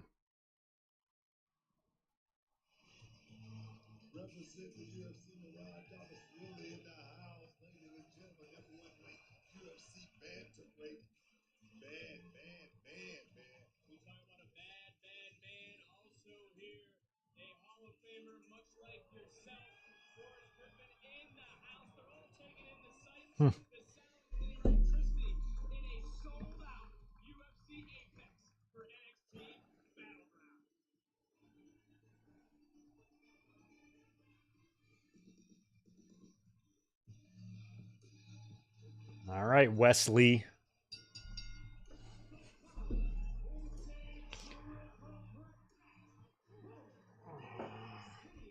Tomas, you want to eat at my restaurant? No, you don't. I am in a very, very ritzy. We cater to only super obscenely stupid rich people. We are overpriced, but we are busy. And I'm kind of like in the background now. You wouldn't even see me much, but I can offer you better places in San Diego. I'd rather go with you and eat somewhere. My clientele at my place are people with too much money for their own good. You should have seen it when we had COVID. We had to shut down, obviously, and then there was the deal there we could only do takeout only. So we opened for that. And all these people, these rich assholes come, they were too rich to be inconvenienced by the burden of COVID. And they couldn't wrap their heads around that, like, we weren't open and stuff. They would come and order food to go. Then they would take the food and sit out on the outside patio on the ground. There's no chairs, no tables out there, like asking for more water and shit. And I'm like, we're not open. We cannot serve you. I am legally not allowed to come from the other side of this counter around there to give you water. We're not allowed. And they just couldn't, they couldn't deal with it. And so the minute that customers and people were allowed to start coming back, there was like not even any social distancing in my restaurant. People didn't give a fuck. As soon as it was back open, it's like, bro, they just, they just converged. They were so desperate just to get back out and spend their money and socialize and all of that. Nobody was sitting 6 feet apart. People were just, I remember just getting breathed on right in the middle of COVID before I got my vaccine yet, and like, this is really uncomfortable that all these people they didn't give a shit. And luckily I didn't get it. I didn't get COVID for like 2 years after, then I finally got it. But I somehow survived that, but it was pretty funny, when you're that stupidly rich, you don't like to be inconvenienced. And it was so funny how they just couldn't understand. Look at this entrance by this guy. Look at the... Jesus. Look at him. I'm scared of him. I'm legit scared of him. I wonder, he's probably a super nice guy behind the scenes. If I was like in the locker room with him, I'd like bring him lunch every day. And would you like a coffee, Mr. Obafemi, sir? Is there anything I can bring you? I'm going to the vending machine. Would you like anything? Would you like anything? Would you like my spot? Would you like my championship? I'll just give it to you. Whatever it takes for you not to eat me.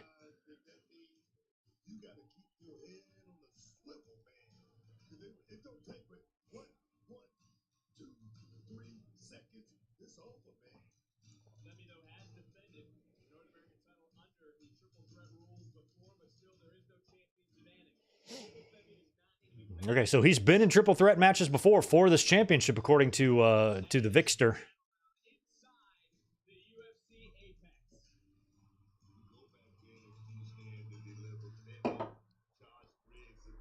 This arena is so small, I would assume that the fans can hear everything Booker and Vic Joseph are saying.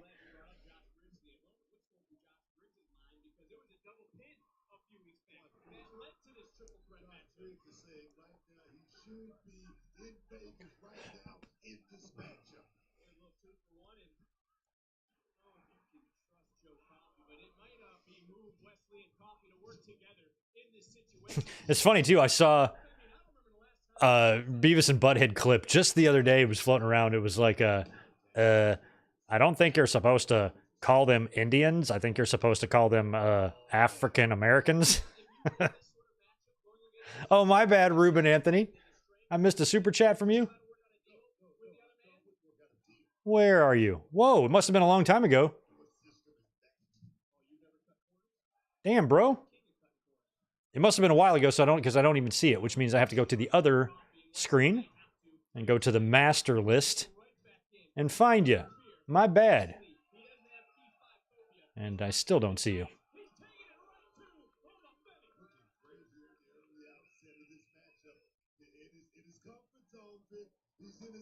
Ha. Well, I am looking for that one. Please hold.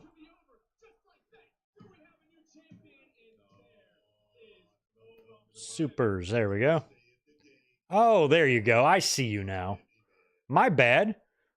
Ruben Anthony, what's up? Uncle Greg turned 26 yesterday and we got Battleground tonight. Go Jordan Grace. Of all the super chats to miss, I miss a birthday super chat. Jesus, dude. My bad. Happy birthday, Ruben. 26. How the fuck am I 20 years older than you? I guess that's the way life is, man. Happy birthday. Enjoy your youth. Youth is wasted on the young, but that's okay. You seem like a swell fella. No, I have never met Magic Johnson. No, they both went to Michigan State. They weren't like friends, but they both went to Michigan State.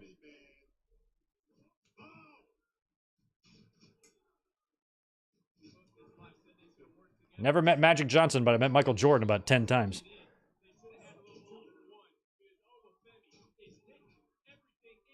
God, he's so fucking big.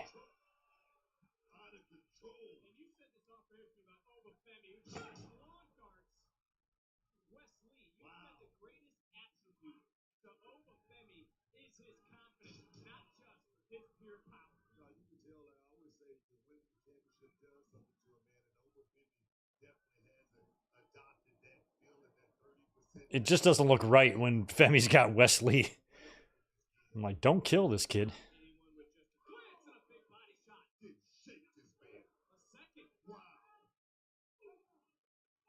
Oof.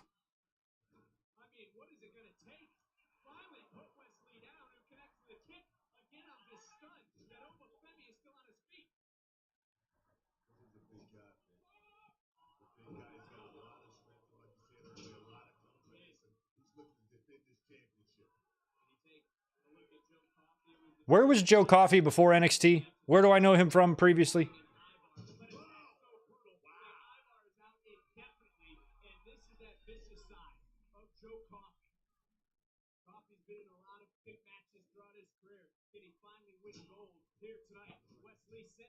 You think Joe Coffey is related to Mr. Coffey? Or Mr. T? Oh, no. Holy shit. I think Oba was like on the bottom rope there and he press launched Wesley. Yeah, used it as a springboard. Or second rope, maybe.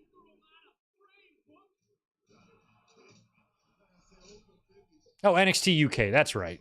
Oh, yeah. Okay. Thank you. I just needed that little refresher. I remember now.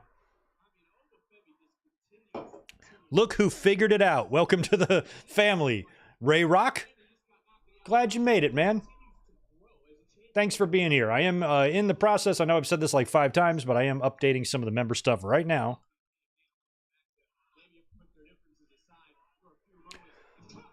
Oh, Jesus.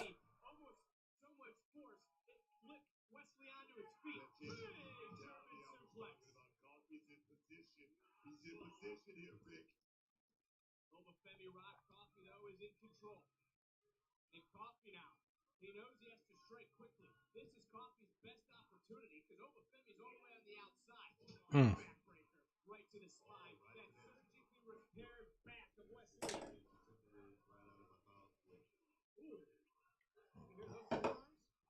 Coffey's got a Miro physique.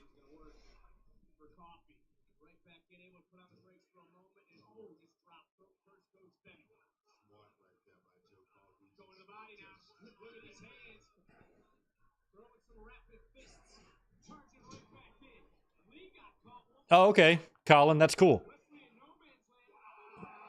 Did I know you were in Scotland? I think I did. Yeah.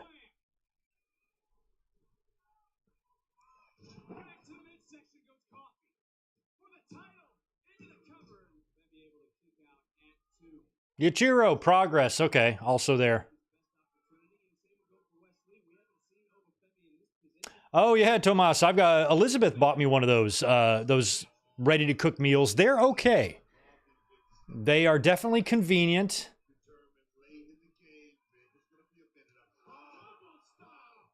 Oh, I didn't renew the service just because I just didn't.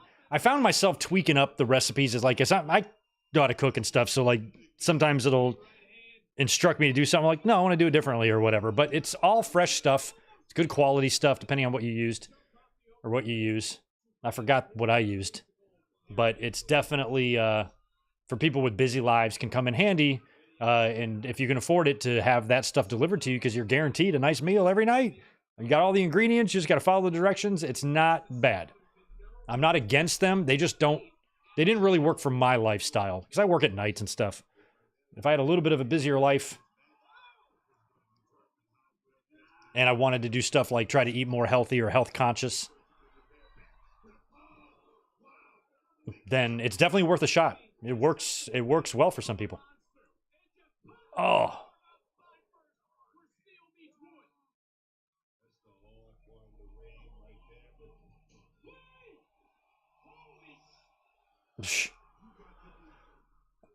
Oh my God.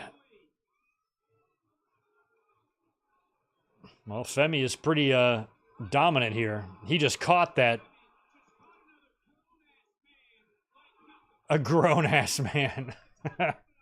He just caught a grown-ass man like nothing. That he did. Can I make a good stuffed bell pepper? Don't think I've ever made that myself, but I know I could. They're not hard.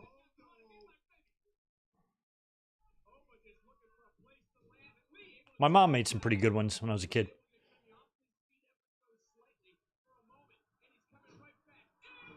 Oh.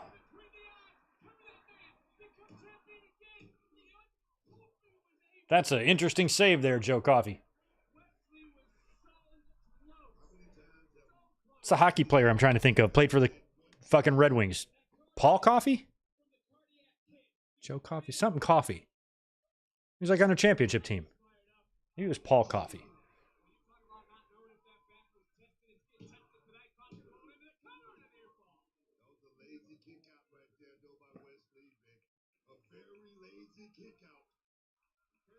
A very lazy kick out. Well, Booker, was it a kick out? Then who fucking cares if it was lazy?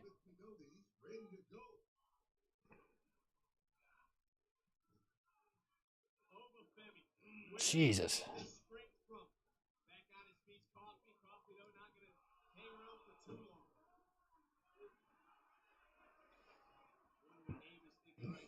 Did Obafemi play any football or anything, or is he just a big motherfucker? Ha! Who's this? Oh, Gallus. Okay, that's Mark. That's Mark and Wolfgang. Those damn hooligans. This is how they dress? They wear green.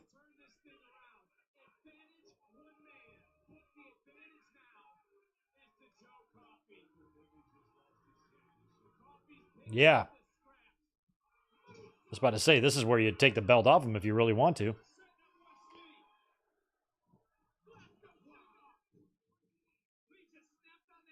I feel like Femi's going to rise from the ashes.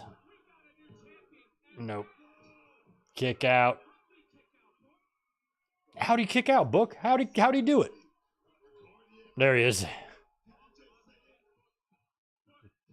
I kind of pictured Femi doing something like, you know, how Keith Lee rose up, you know, by the ropes. I forgot who he did that against. How awesome that was.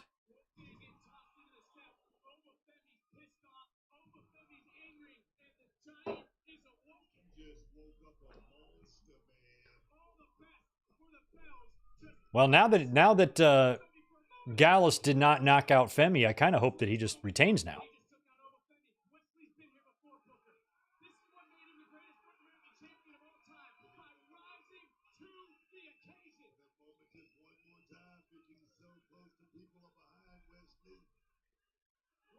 You are too close to the apron there, pal. Nope. Is that Meteora?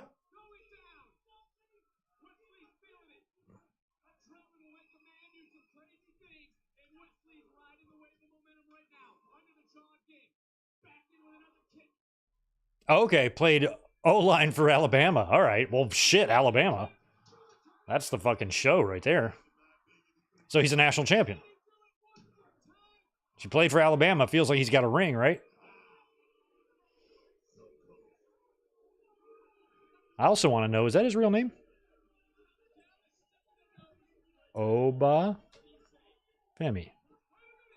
Oh, he's a shot putter, too. No, his name is not Obafemi. It's Isaac Adugbasan. Adugbasan. I don't know. Okay, interesting.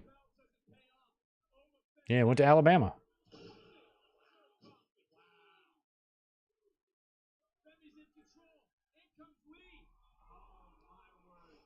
God, oh, a power bomb when his knees are on your shoulder. That's an interesting way. I've never seen the power bomb delivered like that. And that's it. I'm cool with him retaining because I really like him. I really like him.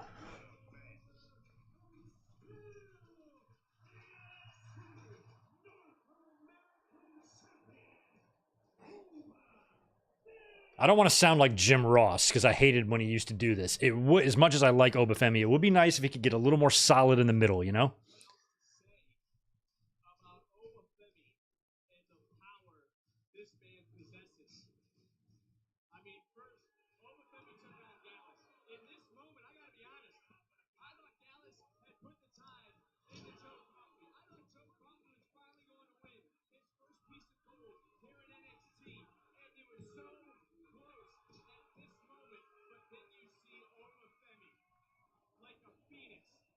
Like a phoenix. You knew he was going to do that, too.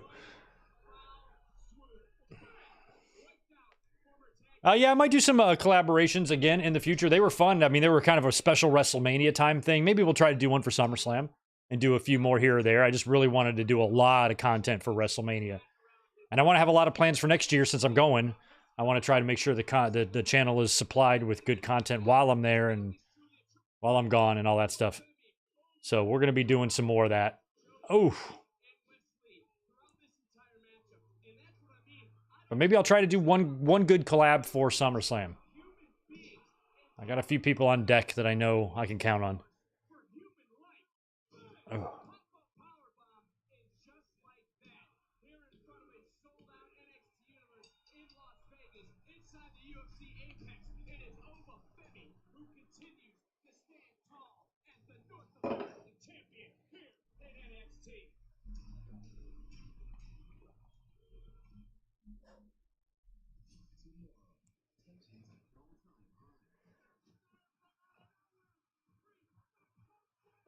Yeah, I'm not sure how Raw is looking tomorrow. I mean, I've got a review planned, but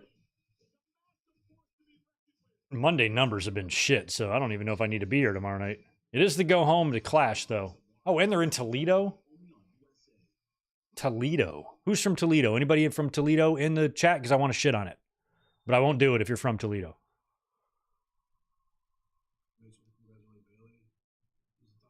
Look at young Bailey there. Wow.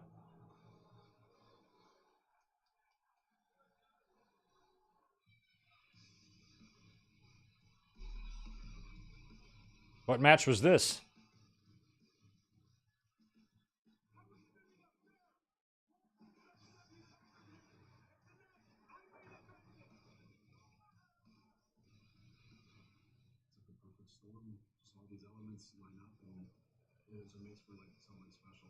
Is that the match against Sammy or something?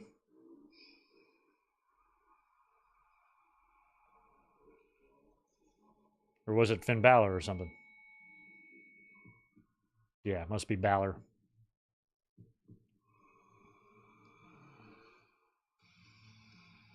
What's up, Zach? Thanks for the $5 with Ricochet giving his notice and likely leaving for AEW. Who do you expect for WWE to sign in his place? I don't think they need to sign anybody in his place. They can just move somebody into whatever roster spot he held. But I don't think you need a signing to do that. There's a bunch of people not getting a lot of TV time. I'm sure they can just pick one of them, call up somebody from NXT. I don't even think it would be a signing. I think this is just one that they lost. But Ricochet's loss isn't going to even affect the company in any way, like at all. So it's not like they haven't lost the star quarterback and they need to replace that quarterback, you know? They lost a bench player. You can replace him with anybody. And Ricochet's great. I hope he goes on to do great things and stuff. But in terms of what WWE was getting out of Ricochet, losing him, even though they love him and probably don't want to lose him and would love for him to stick around, it's not going to matter at all, you know? I think there's somebody just currently already on Raw or SmackDown or wherever the hell he is they can just start being used more. I love that we're recapping this whole Owens and Balor match.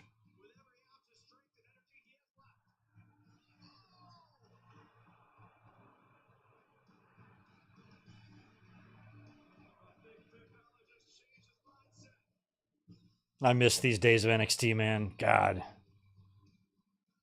All this was so good.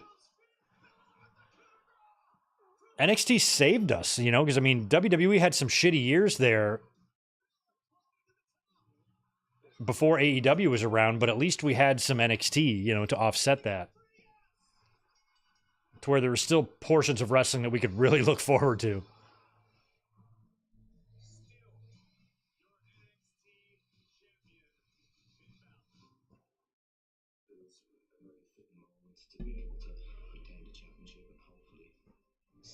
Now, they didn't replace him with Ethan Page either. Ethan Page is in NXT. You know, Ricochet has got a current spot on television pretty much every week on the main roster. So technically that TV time that he's occupying would need to be replaced. But you're not going to require a brand new talent coming in to do that. You can just replace that TV time with a number of people.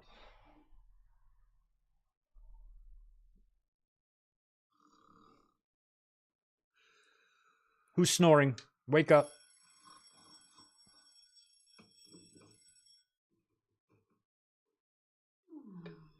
What the hell is this?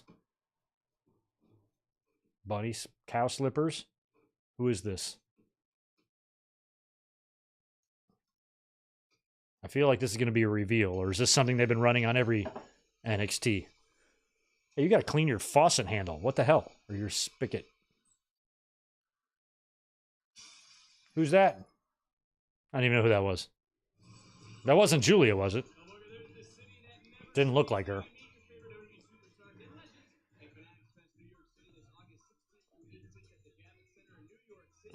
New York City. What a city.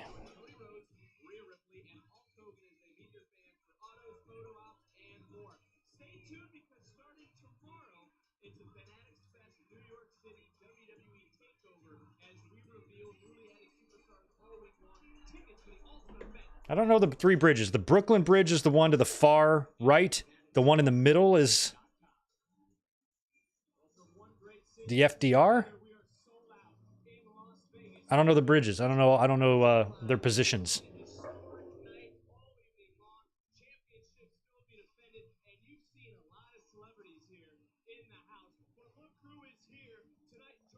Who's that?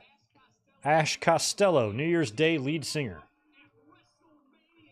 Okay, good to see you. Never heard of you. Glad you're here. Oh, it's Wendy Cho. Okay. George Washington Bridge. Okay, thank you. I mean, I know the geography of New York. I know where Manhattan is and the boroughs and where the Hudson is and all that shit and the bridges. I just didn't know all the names. All right, we got Boston up by 6 in the third with the ball. 4 minutes left. Okay, so it's Roxanne and Jordynne Grace. It's time for this. This should be interesting. I kind of am rooting for Jordynne Grace just because I think that's the most interesting outcome you can do is actually give your championship to somebody in another company. I don't believe WWE's ever done that before.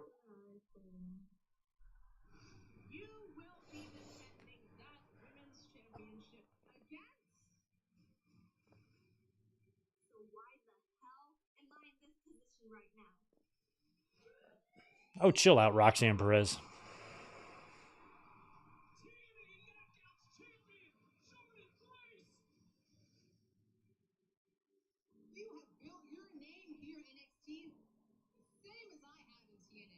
My head always morphed Roxanne and Lyra Valkyria together, but they are different people.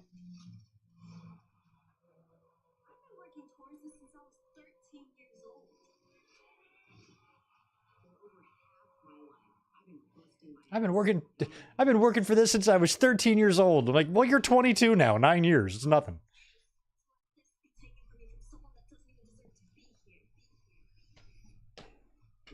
When you get older, 9 years goes by like that.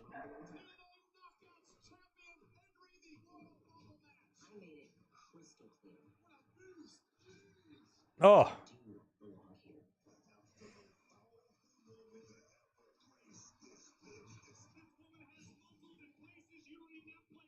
Making history, just like I've always done in TNA. And now, guess what? I'm going to do it again against the face. I mean, she's very short, but they're all short.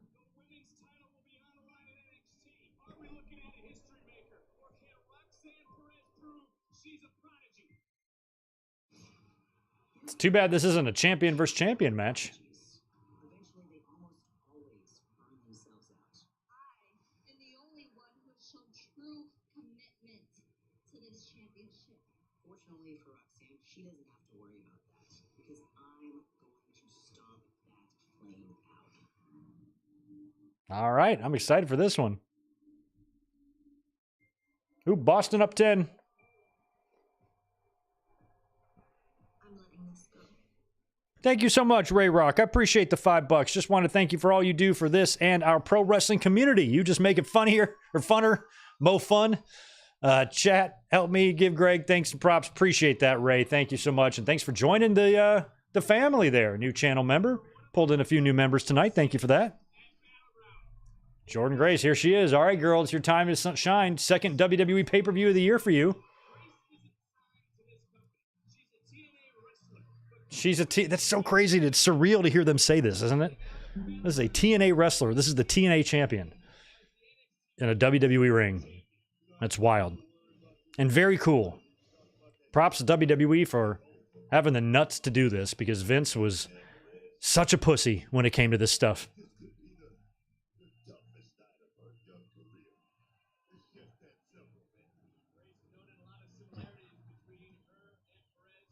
All right, Jordan, I'm rooting for you. You're getting another beer for this one.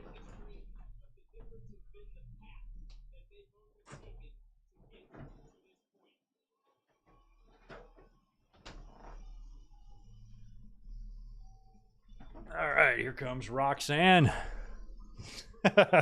Ryan Adams. I want you all just to read Ryan Adams' chat out loud to yourself. Just sounds funny. Two Texas girls going at it.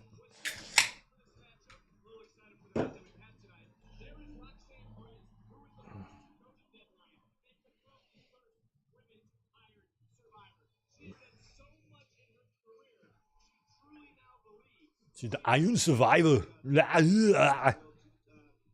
Oh my God, the wide shot of Mike Rome's shoes. I can't with this look.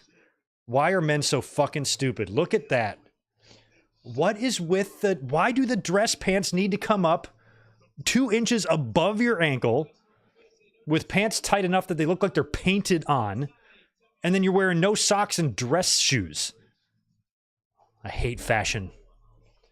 I would not be caught dead. If you kill me and try to put that on my dead body, I will come back to life and stop you. It is so dumb. I have no respect for men who dress like that. It's just awful. Like, put some socks on her. Get your pants the right length. What the fuck? It's a huge pet peeve of mine. Look at his exposed ankles there. He's distracting me from Jordan Grace's introduction. She is ready to rock. TNA chance in an NXT ring. I love it.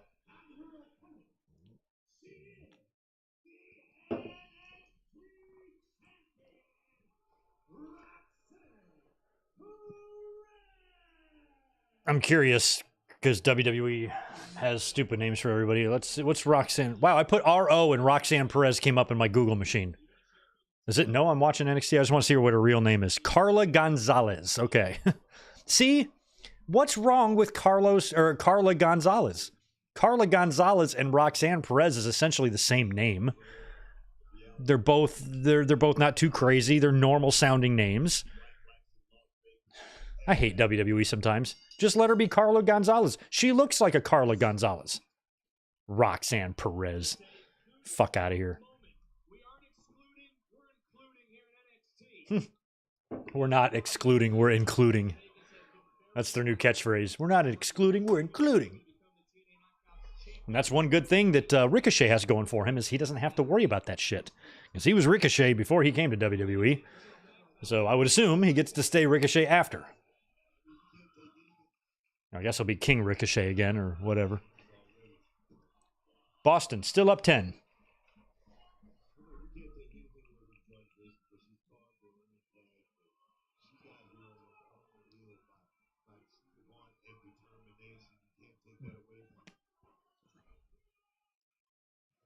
WWE and AEW both have incredible makeup artists. Like Roxanne's looks awesome. On Wednesday, I saw like Alicia Atu had posted backstage in AEW before the show. You know, I'm here, I'm starting tonight or whatever, and just like how perfect her makeup was. And I'm like, man, these people that have working there at TV really know how to make you TV ready. It's just unreal the magic they can do. Oh. I need to get one of them working for me before I go live. Get my makeup on, my hair did. If I'm going to be on YouTube for you guys, I want to be pretty.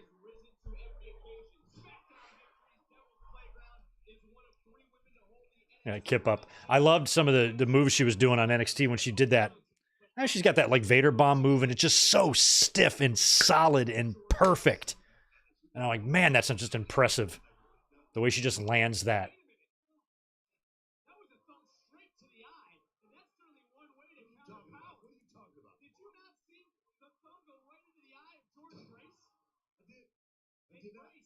I feel like Jordan Grace is kind of wearing narcissist trunks, kind of.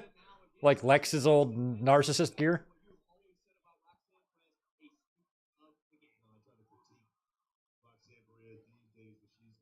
I just want everything to go really well for Jordan. No injuries. Good performance.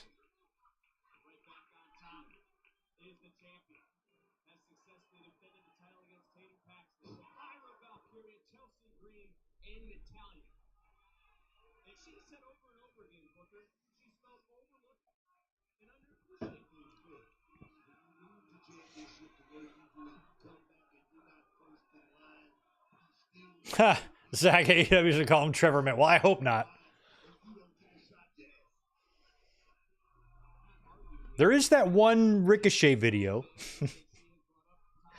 that doesn't show his face, but many people felt was him.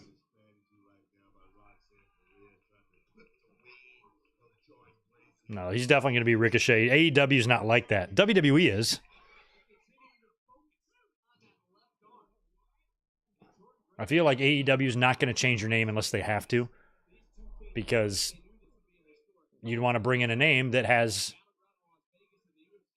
recognizable as that name.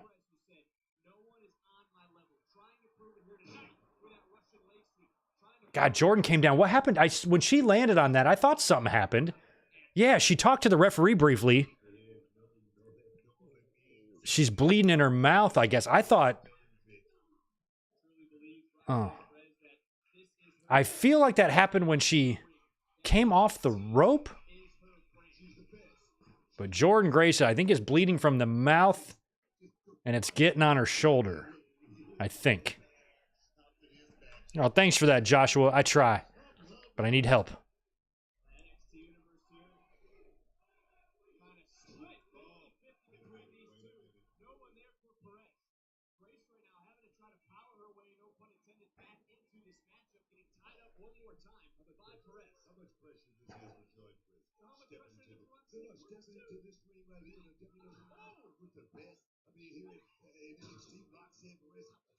Yeah, I forgot how long it's been since Lucha Underground was around. I forgot all about Prince Puma there. So, yeah, I mean, they could bring him in as that, but I think he's going to be Ricochet.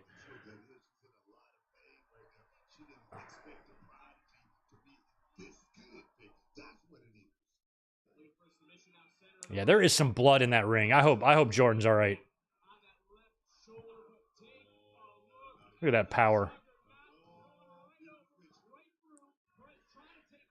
In a lot of ways for Jordan, though, it might be a happy accident. You know, if you get popped in the mouth, you got blood, you got a loose chiclet back there or something, and you... Oh, she does. She did knock her tooth out. I think she's missing a tooth. It happened early when Grace was grimacing in the corner. I swear I saw a gap. And so that's what I'm saying. I mean, it might be a happy accident. I mean, it's going to injury, it's going to suck, but you gut this out, grit it out, and still deliver a on-point performance. You're just only going to increase your value as a professional.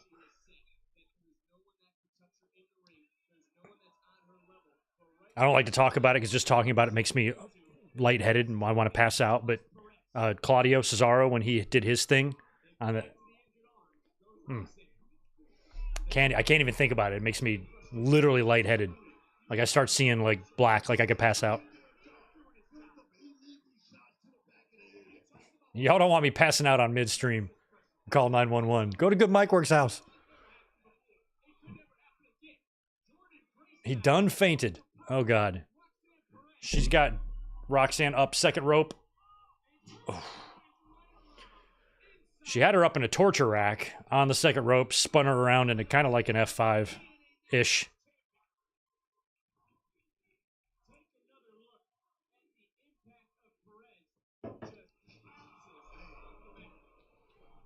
Oh, DJ Solo, the ref picked up something in the ring. Well, I think it was a tooth. She's probably going to post a image on social media later with her missing that thing. She's fucking Ed Helms from a Hangover.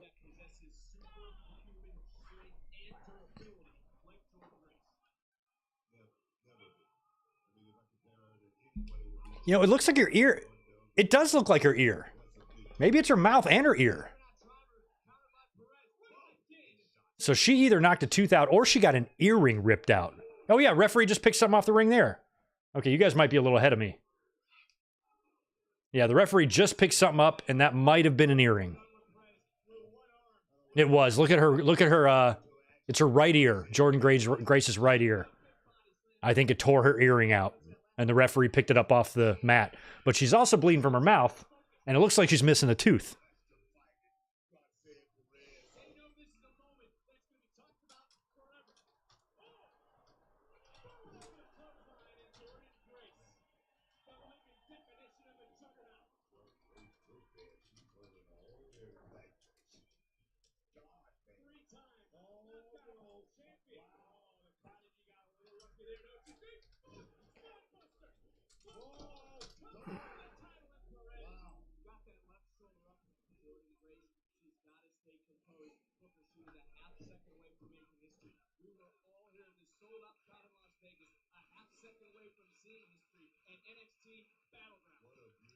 Jordan Grace is probably like, God damn it, now I got to go have my ear hole sewn back together.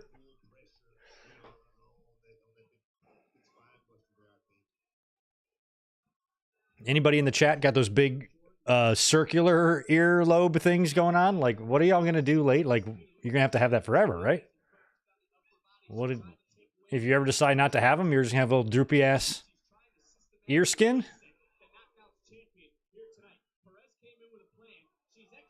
Seems like it would get in the way. I'd worry about getting caught on stuff. Oh, muscle buster. Nope.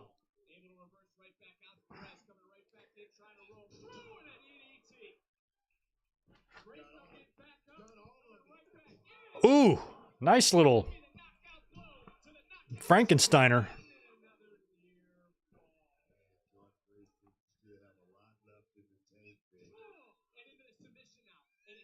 You know, it's really, really minor, but that white extension in Roxanne's hair, I really like. It adds a lot.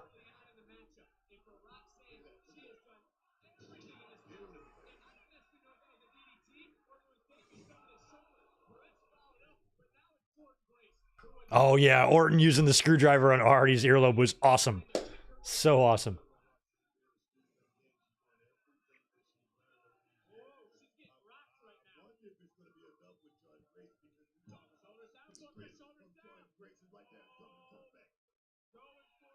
Oh.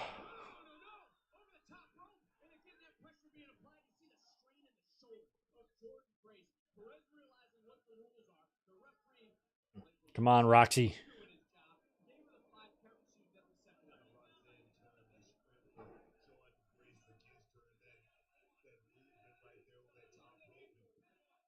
Oh, okay. So the earring is in Roxanne's fishnets? Oh, muscle buster.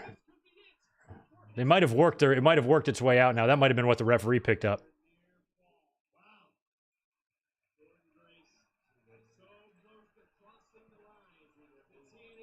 Thanks for the follow, Reggie, new follower.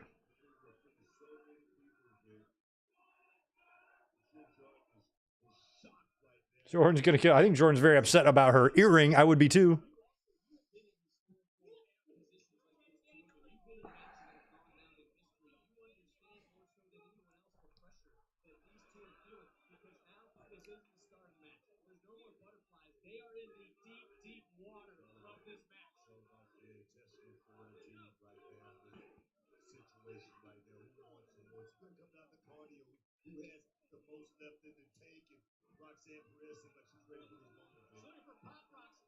Pop rocks. That's the name of this move she's going for? Pop rocks. Oh, okay. So it's kind of a sunset power bomb.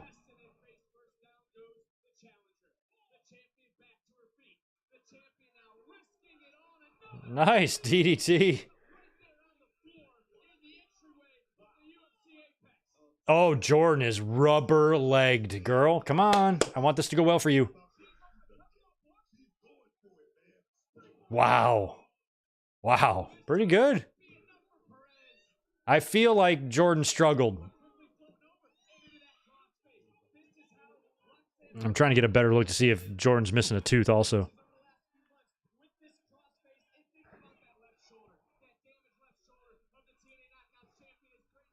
So they were telling me on Twitter that I guess Jordan Grace's earring got stuck in the fishnets of Roxanne.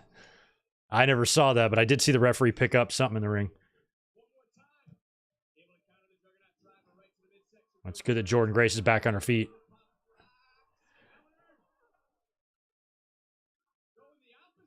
All right, Jordan's holding her own there. I felt like she was really rubber-legged on the outside of the ring there. I was a little worried about fatigue. Ooh!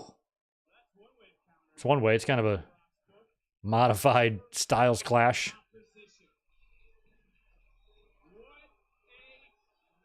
Who's this? Tatum Paxley. These names. What is with these names? God, they're so bad. Tatum Paxley. Get out of here. Oh, she's got the... Oh. Hey, get out of here. You can't... This is not even your match and you're taking a belt?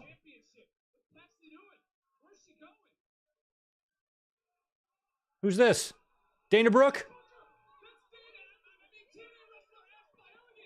Oh my God, Dana Brooke's back. But she's Ash by Elegance. Oh, she got taken out by Jordan Grace. Oh my God. The fans did not respond to Dana Brooke at all. But that's her. I forgot that she's Ash by Elegance.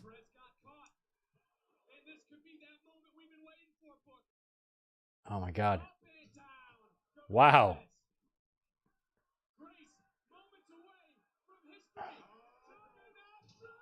She got... No.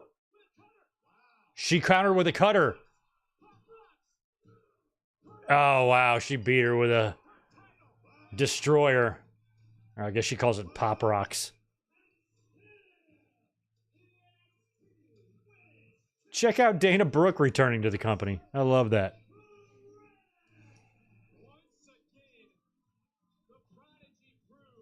That's TNA wrestler Ash by Elegance. Bitch, she was in the WWE as Dana Brooke for 12 years, and she just left. Well, good for Dana Brooke.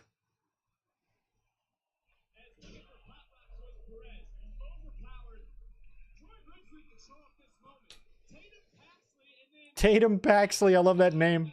She kind of looks like Tatum Paxley kind of has like a Daphne thing going on. Is that what her deal is? Emo, is that what the kids call it? Emo?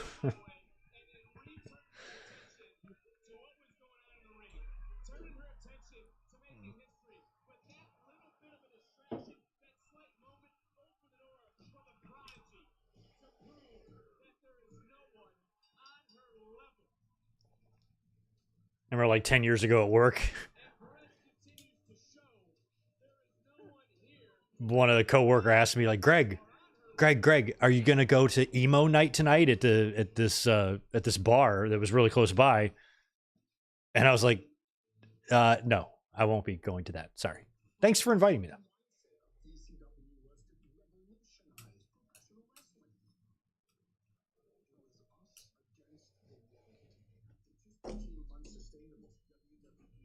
Yeah, I'm gonna refresh my Peacock, but it's as refreshed as it can get.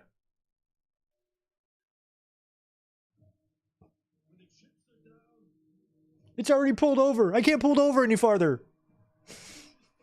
Please tell me somebody gets that. Yeah, I was hoping Jordan would win that as well. She did not, unfortunately. Hope she's all right, though. That injury definitely looked bad with the earring, and hopefully she's all right in the mouth.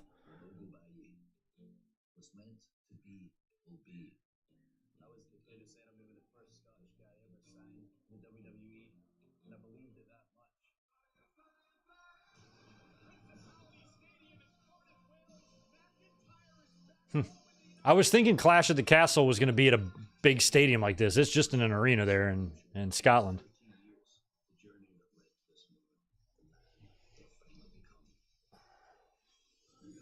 What's the population of Scotland? How many live there with you, Colin? 5 million, okay. It's more than I thought.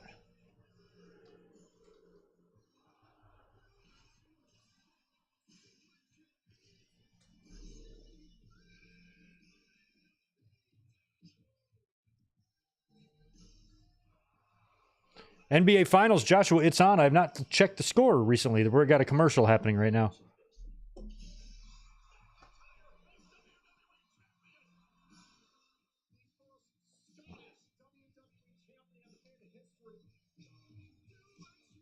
Got to see Ramathorn do stand-up last week. That's awesome. Signed my copy.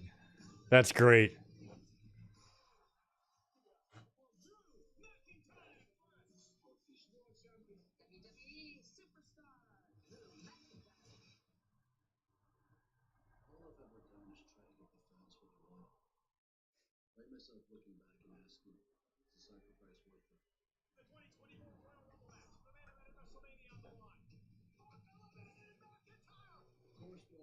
I forgot that Punk eliminated him in the Rumble, too.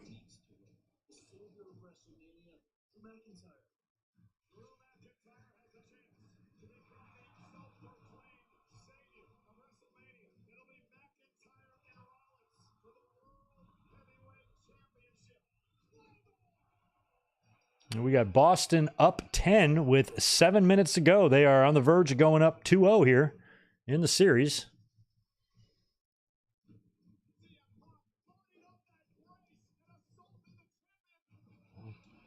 Which is going to really put Dallas in a must-win.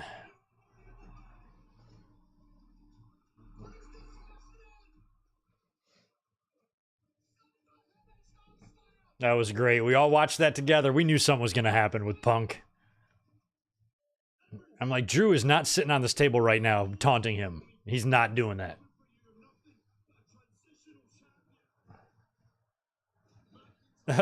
Transitional Drew, you were the transitional champion. You transitioned the title between Seth and Priest. That's you, Drew.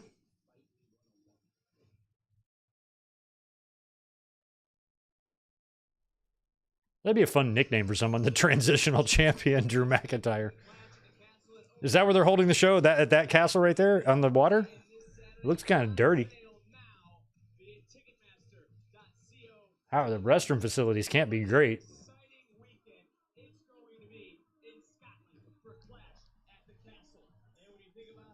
God, the landscape out there, some of that stuff.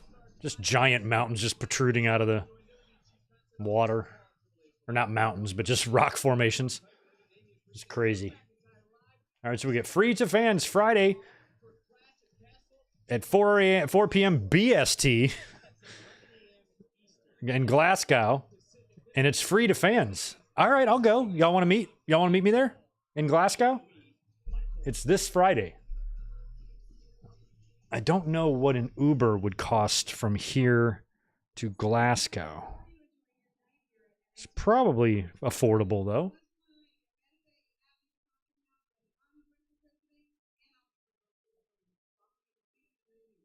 Okay.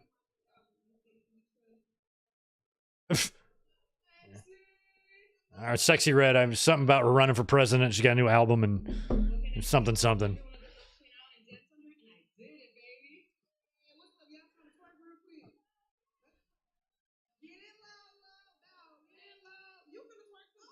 Oh, they're gonna get the girl to twerk too.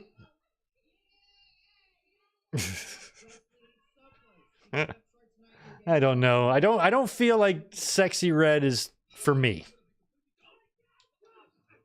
Oh, the green World Order is attacking Wesley Snipes. In 30 Rock, Tina Fey dates a white British guy named Wesley Snipes. And she goes, "If you ever you should change your name." He goes, "That makes no sense. Think about the guy named Wesley Snipes who everybody knows, and then think of me and look at the two of us and ask yourself which guy should be named Wesley Snipes." Thought that was pretty funny. Wesley Snipes is a very weird name for him. All right. I'm glad Cody is watching. The champ is always watching.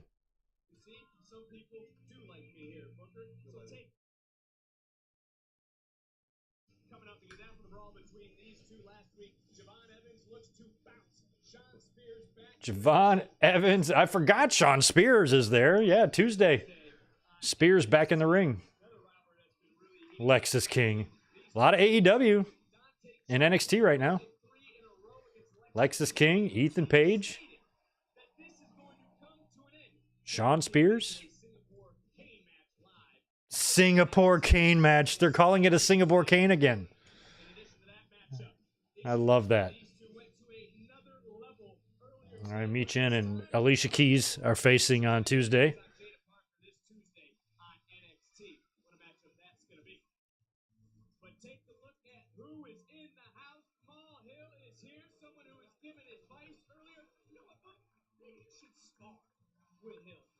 Maybe you should spar with him. No, I'll pass. I won't spar with him. I'm good.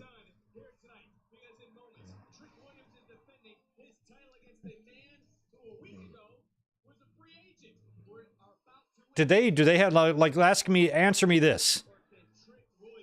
There was a lot of chatter last week in AEW about why is Roderick Strong getting a title shot? Well, why the fuck is Ethan Page getting one?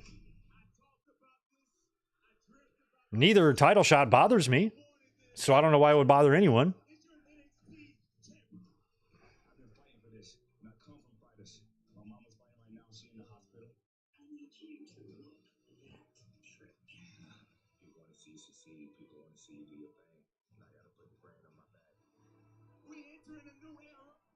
That new WWE headquarters looks like pretty badass.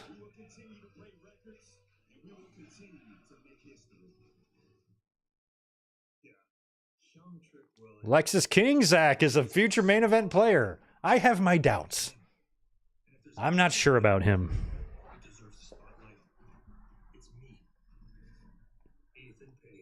I loved Brian Pillman. So out of respect for Brian, I want nothing but the best for Lexus King. I just have my doubts. I'm not convinced that he's a money-making, needle-mover star type of guy.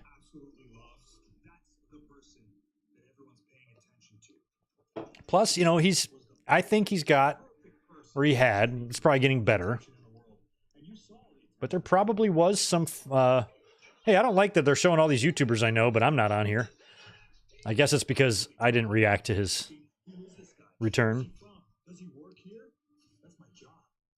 But Brian's probably had some maturity issues. He lost his dad at a young age. His mom was a complete fucking piece of shit her whole life.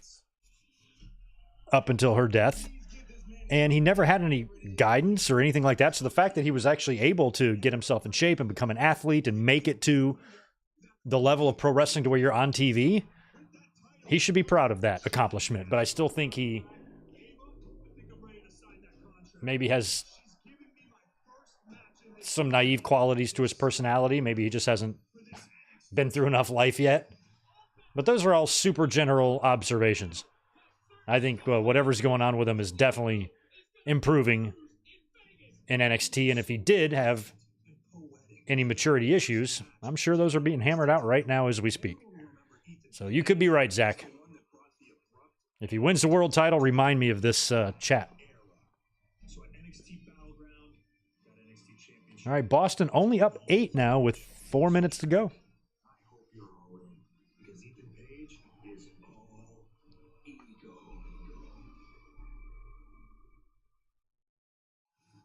Transferring heat, I am almost sure that Melanie Pillman has passed away. Unless I dreamt it. It wasn't that long ago.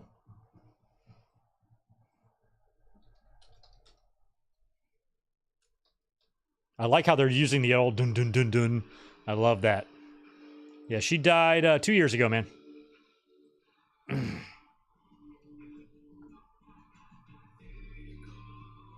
All right, so let's get a listen here to his theme. Ego. So he's Ego Ethan Page. He gets to be Ethan Page. He doesn't have a stupid fucking NXT name.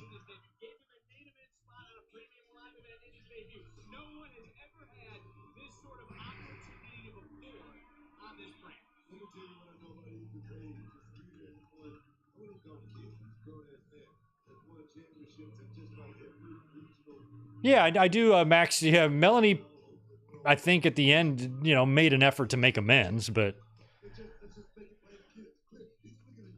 it was clear in that documentary that the only one that was really receptive to it was Brian.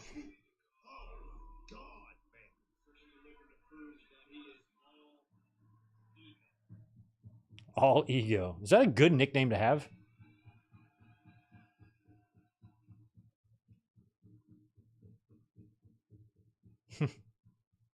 It doesn't have the same effect as the 90s pay-per-views.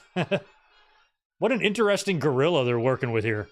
They kind of have like a different setup here.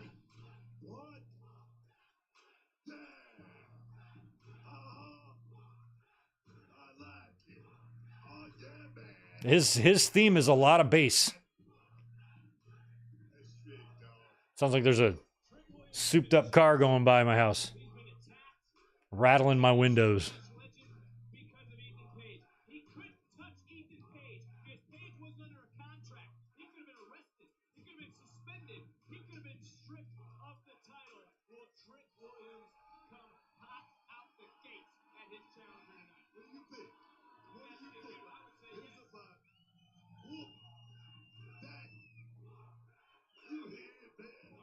I mean, we're expecting Trick to get the win here, right?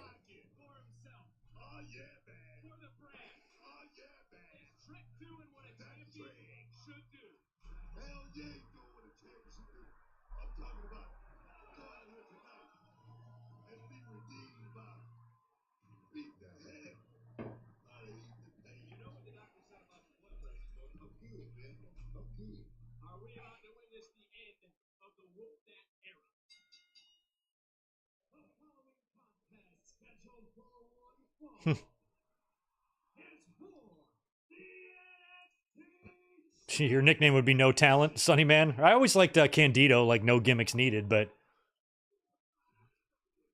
you not needing a gimmick is kind of a gimmick. So I remember having like an hour-long discussion with a fan about that, like in the 90s. But having no gimmicks is his gimmick.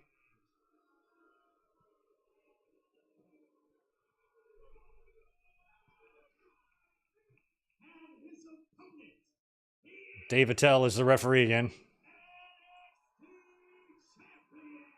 Mike Rome, I hate your no socks and shoes thing happening. And your hair is enough to make me move to Canada.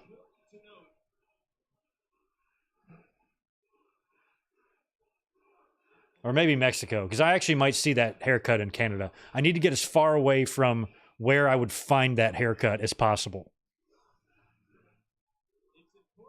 Maybe Fiji.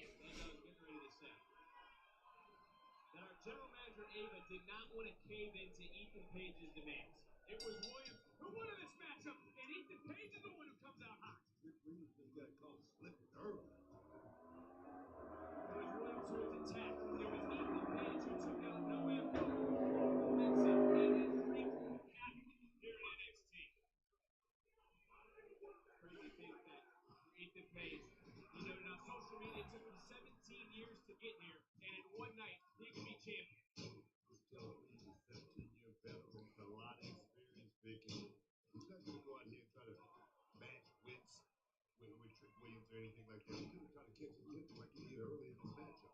Williams coming right back in and now show Page his own little bit of power in this matchup. And look at Trick. Jeez. Page. We've never seen Trick Williams like this before. Right now he's moving a little bit too quick. I like him just to slow down just a little bit, Vic. Just a little bit. Well, we know that Trick Williams is not one to sit around and play games. Is this a new layer of the champion being shown here tonight in the main event? Right there, Vic. That's exactly what he I don't remember the last time I actually saw Ethan Page have a match. I'm sure he's been at the PC working out, so he's probably not dealing with too much rust. The cameras didn't catch it, but right behind the barricade, our security guard just got pounced because of the force that Trick Williams hit those steel steps, courtesy of Ethan Page. And the referee using some discretion right now. He knows how big this moment is here at Battleground. Sold out in Las Vegas, UFC Apex. It's been a history making.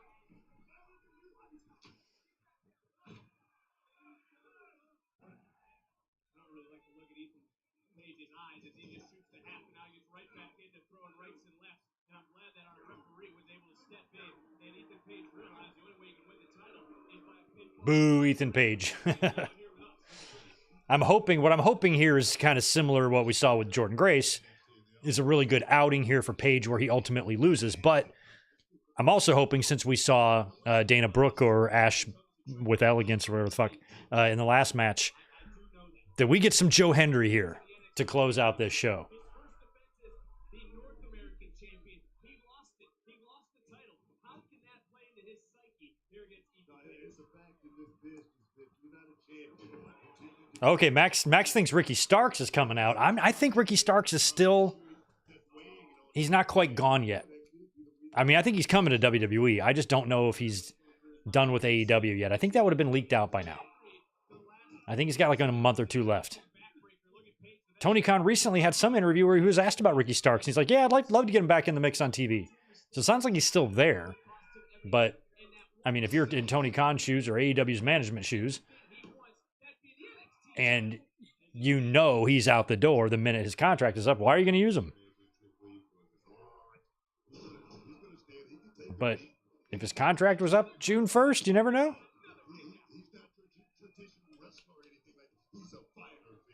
I do believe in Joe Hendry now, yes. I think Joe Hendry is more likely than Ricky Starks. And honestly, I'm kind of hoping for Joe Hendry. Ricky Starks will get there. He'll get there when he gets there.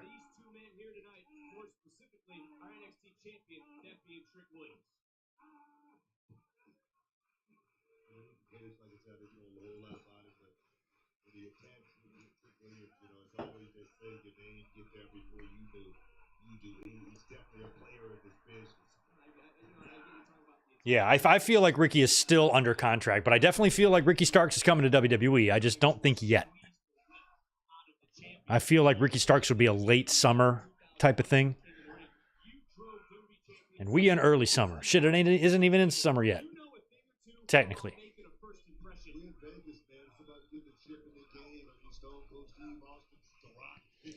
About to get your ship in the game. Booker T, please don't give advice. I don't need it.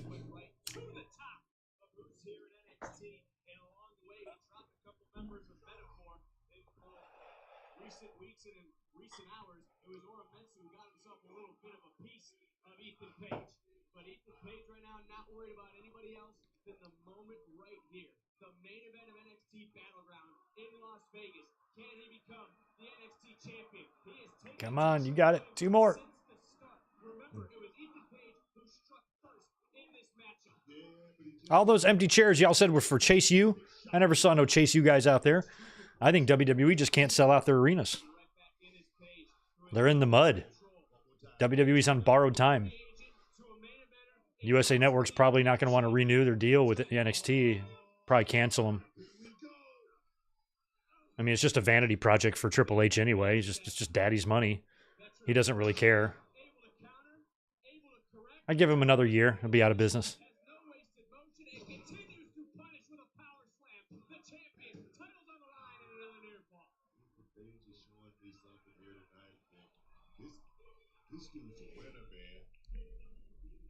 Oh, all right. Boston is has won. 1 second left. They're up 7. Now I'm no expert, but as I do the math in my head, it feels near impossible to overcome a 7-point deficit in 1 second.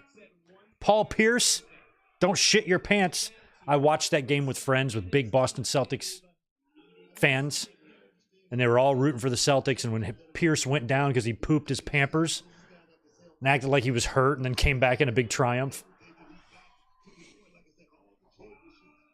I actually didn't like Boston during those years. I was always rooting against whoever they played against, Miami or LA or whatever.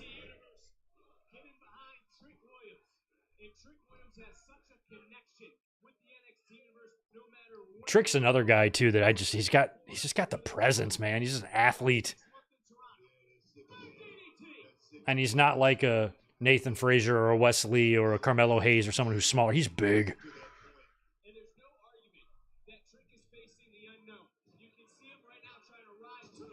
What I like now, too, about today's crop of wrestlers and the way the business and the athletes in it are evolving is, like, I always used to wonder, like, watching football and basketball, what if LeBron became a wrestler? What if Megatron became a wrestler? Now we're seeing that in Montez Ford and, in Carmelo Hayes and Trick and Ricochet. I mean, some of these athletes are just stupid.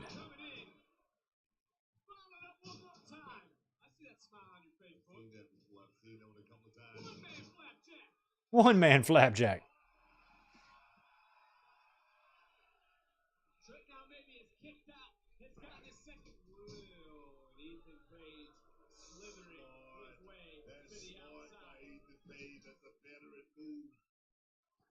Championship on the line.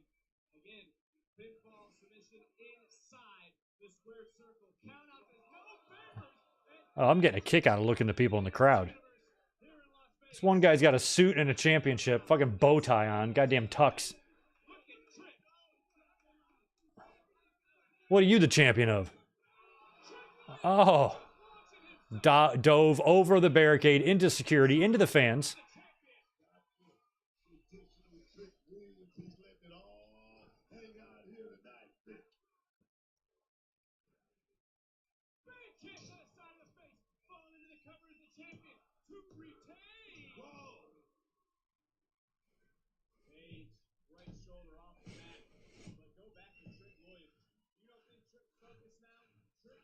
I'm going to take a wild guess that all sports are scripted does not like LeBron. Because that is not an objective opinion at all. That is spoken from the mouth of someone who hates LeBron.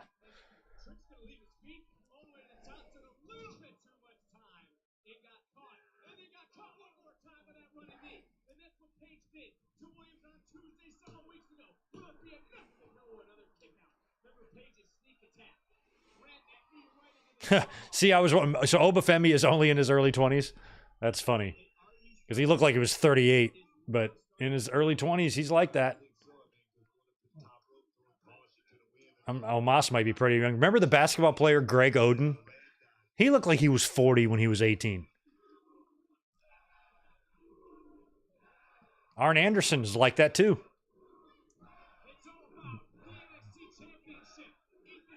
I watched matches of him when he was 28, but dude looks like he's 48. Oh, ooh.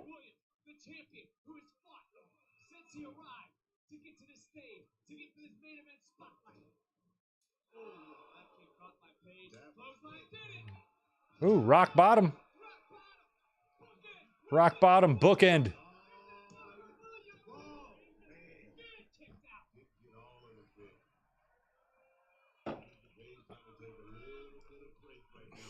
Yeah, I think LeBron would be better than Rodman and Malone by a mile in the ring.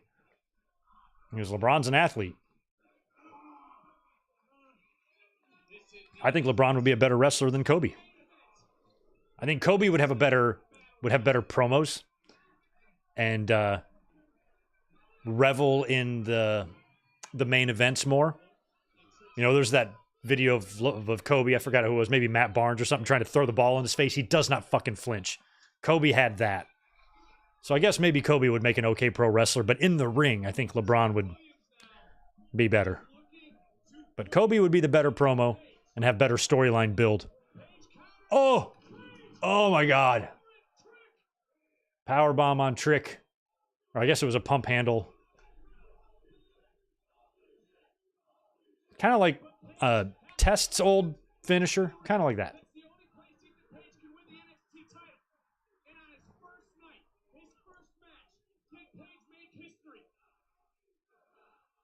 I cannot hear you, Book. Booker's headset is damaged because of the impact.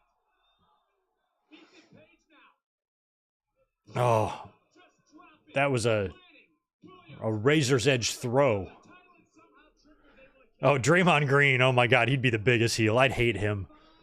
Razor's edge was Ethan Page. Right here, bam. All that power, all that I've met Draymond Green twice. I do not like him. through the table. Page wanted to come here to end the Wolfman era, and he might just do it. Gotta be careful not to get disqualified. Page is like, F you, man. Right back on top.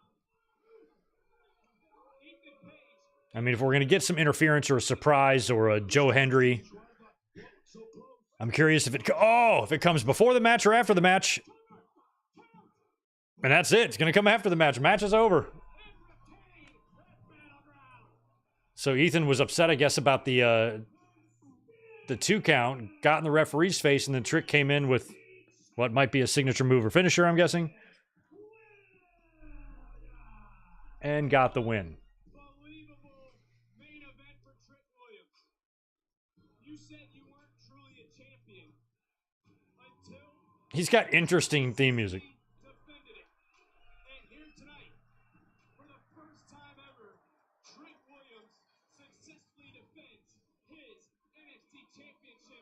But Oh, question marks for this matchup because Ethan Page showed what he was made and a little bit more. Was able to turn this come on, give us some Joe Henry. Play the song. take out Trick Williams, and in this moment, walking that fine razor's edge line, was able to plant the challenger, or the champion as the challenger, was so close to the unthinkable in his first night here, but got a little overzealous, took it to Trick Williams. Referee didn't want to disqualify Ethan Page, and in the end, boom, that trick shot knee. Trick shot. That's what I was waiting. I wanted to hear the name of that finisher. Trick shot. Okay. As the host, Oh, there's Sexy Red. Trick in the center of the ring, that being Sexy Red. It's going to be a party in Las Vegas for the NXT. She definitely kind of seems like Lil Kim.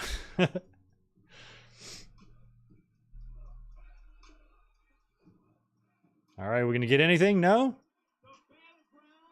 No song, no Joe Hendry, no attack. The NXT champion stands tall, and in the end, it was Ethan Page's ego who got bruised by our champion, Trick Williams. Whatever a stick is up your ass about LeBron James does not matter about the context we're talking about. We're talking about like athletes being a pro wrestler. If you're all agitated about stupid ass shit that you hate about LeBron, that shouldn't apply to what we're talking about here. We're like, oh, LeBron and Kobe. You can hate LeBron all you want, but if you hate him to the point that you're bullshitting yourself to think that he's not a good athlete, then you lose credibility. Can't take you seriously because you're blinded by your own rage. We're just talking about athletes becoming wrestlers. We don't need fucking full page description of everything you don't like about somebody that's probably beat your team a bunch of times. That can be my guess. Boston's up 2-0.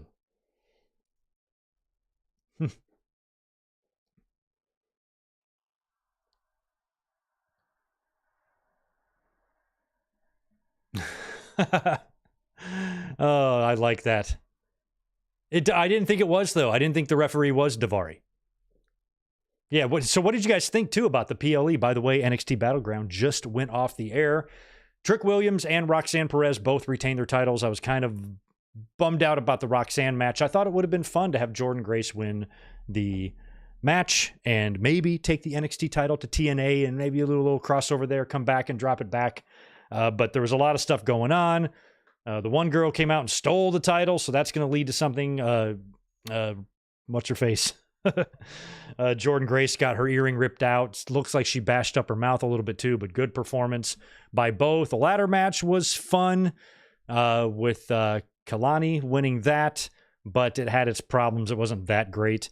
Obafemi was super impressive. I'm glad that he won the triple threat because I thought he might lose in a triple threat setting. Overall, I thought NXT was pretty decent. I wanted to give NXT a shot, wanted to give them some attention and try to, give them another chance because I haven't really watched them much since they kind of changed direction there after AEW came around, and it just hasn't been the same in NXT in quite a while. But tonight was kind of a big card. There was a lot of people talking about this show. They pulled a big number in their ratings last Tuesday, and tonight was feeling like it could be fun. And it was, but I was hoping for maybe Joe Hendry or another big surprise. We didn't get that. But overall, I still thought it was a fun show. But I don't know how I would grade it because I haven't been watching a lot of NXT, so I don't know how this measures up to recent PLEs that they've held. But I did like the change of setting tonight. Small little place that they were in, but the crossover with the UFC, probably going to see more of that. And yeah, all sports are scripted. Does Roxanne show up on TNA Thursday? I think she would have for sure if Jordynne Grace would have won the title tonight. But now I don't know. Like, what would the point of her showing up there be? It was cool seeing Dana Brooke back, and they called her Ash by Elegance, despite spending a decade in the company as Dana Brooke, and she just left recently. And now she did a run-in during the women's title match. I don't know how that's going to play into whatever else they're doing, but if Roxanne went to TNA on Thursday, I really think that's likely that you should have, since TNA people are coming to NXT, it should go the other way as well. And this should be a relationship that would do something to benefit TNA too. So you should send some of your talent there, make an appearance, just give them a rub, give them some buzz. Absolutely. Yeah, and we got Heatwave coming up next month. So, yeah. Why were we expecting Joe Hendry? I don't think anybody was. I just thought it would be cool to see him because we've seen this relationship. He's kind of creating some buzz with that song right now, and he'd be a perfect person to fit in to the mix there and make an appearance and raise his stock. I was hoping we would see him, but we'll see. Grace has an open challenge on Friday, so I wonder if that's going to be Tatum Paxley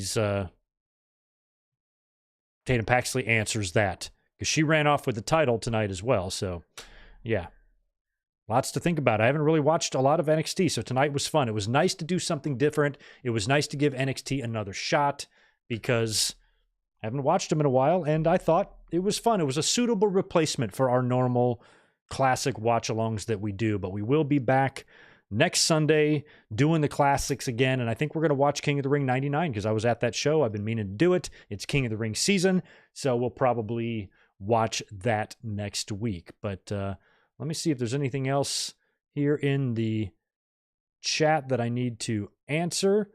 LeBron's finisher would be the flop. Yeah, see, LeBron could be a heel. All Sports Are Scripted hates LeBron, but that's fine because if you hate someone, they can be a great heel. And I think being like the floppy type of heel, I just don't see LeBron having the charisma that Kobe has. Kobe's got that big time money match charisma. I mean, LeBron does too, but Kobe is different. Kobe is a guy that I think would just be like no nonsense on the mic, would not sweat anyone.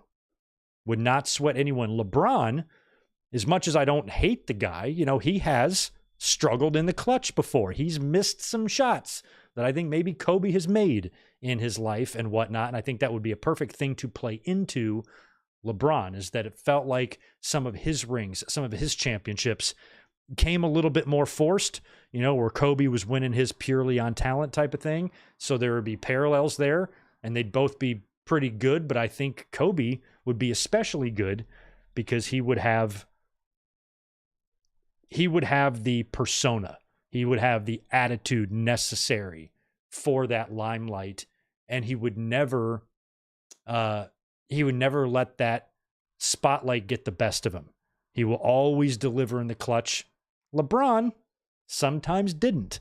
So see, all sports, I'm not in total disagreement, but sometimes when you word a sentence a certain way, you kind of show your hand, That's all I'm saying. Joshua Aparicio, thank you, my friend, for the $5. I feel like it would take 4 episodes for the Power Rangers to take down Obafemi. I never watched the Power Rangers. I was a little too old for that.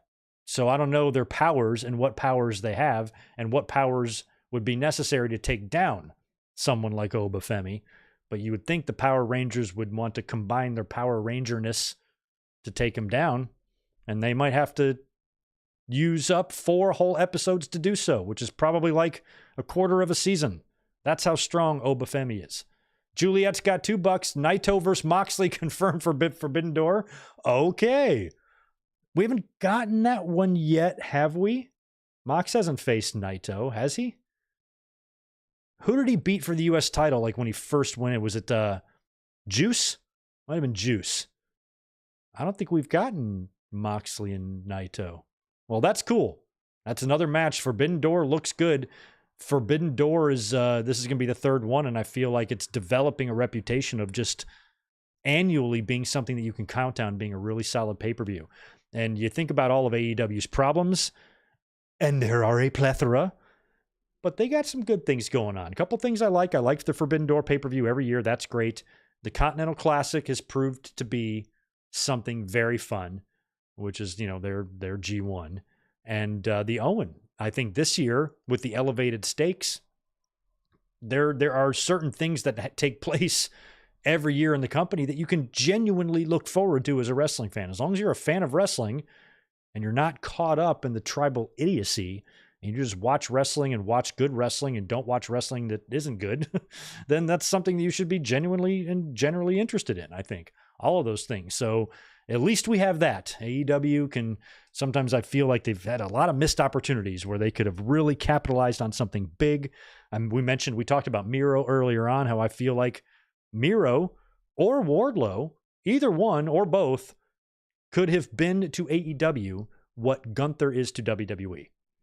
But they just don't have the formula quite yet. And they've passed on opportunities that should have been money printing gold mines. And that's frustrating as a wrestling fan to see. So that's why you have to root for these things to not happen. It's stupid to root for failure. So at least we got Forbidden Door coming up. That's going to be fun. Okay, they did. Oh, he beat Naito for the title. Oh, okay. Oh, that's who he beat for the title that he has? Oh, I didn't know he beat him for it. I guess I did. I guess I knew that. I was thinking like a couple years ago type of thing. But yeah, it's a rematch. I guess that's where Naito will win it back. Probably. I mean, he's going to have to, well, shit, I don't know. I don't know, like, when it's time to give that belt back to New Japan, do they prefer to have it happen on one of their shows? Probably. So maybe Moxley gets Naito here and then drops it in Japan or at a New Japan show after that. Maybe. I don't know. Go Power Rangers. You guys are all crazy. Oh, I hope so, dude. I hope so, man. Oh, yeah. I'm all pro sports. I'm sorry about that. I forgot. Yeah, you did. You have had a couple of tragic losses recently, and that sucks. I'm glad everybody's been really cool sending you love, too, in the chat. And I think that if you are going and you are anywhere near the guardrail, the least that Mariah May and Mina Shirakawa can do is hook you up with a hug. Not even a sympathy hug, just with a real one. I'll be jealous. Have you seen Shirakawa did AEW? She's great. She is great. Oh, thank you for that, Juliet. A&E took a week off for their biography series. Will return next week. Good, because those biography series have been in the fucking way. I'm trying to watch Shameless. I've been watching the series of Shameless. I'm about halfway, a little more than halfway through the second season. But when they have one of these biographies, we usually watch those. So we watched Ricky the Dragon Steamboat last week along with the first episode of Who Killed WCW, and it didn't leave me much time that night to watch Shameless. So I'm glad that tomorrow night after Raw, I can just finish off season 2. So far, my least favorite character is Karen. What a little bitch. And my favorite character is Kev. For you Shameless fans out there, I'll keep you posted on my journey through that series as I did with Breaking Bad and Orange is the New Black and everything else I've watched. Oh, man. I've not seen Bear, no.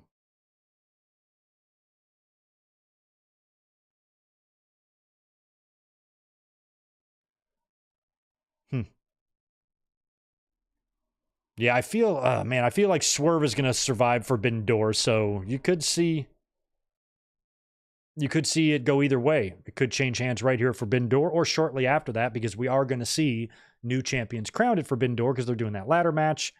And there's probably not going to be a women's title change, but you never know. So, yo, good to see A and Beef Combos in here, or Convos, excuse me. Good to see you, man. I'm sure y'all watched the pay-per-view tonight. Y'all do a live stream. I'm still just flapping my gums over here. Show that love and click that like button. Overall good PLE, and welcome back, Dana. Right. We mean Ash by Elegance. I cannot believe they called her that. Oh my God. So crazy. Ray Rock, appreciate the $1.83.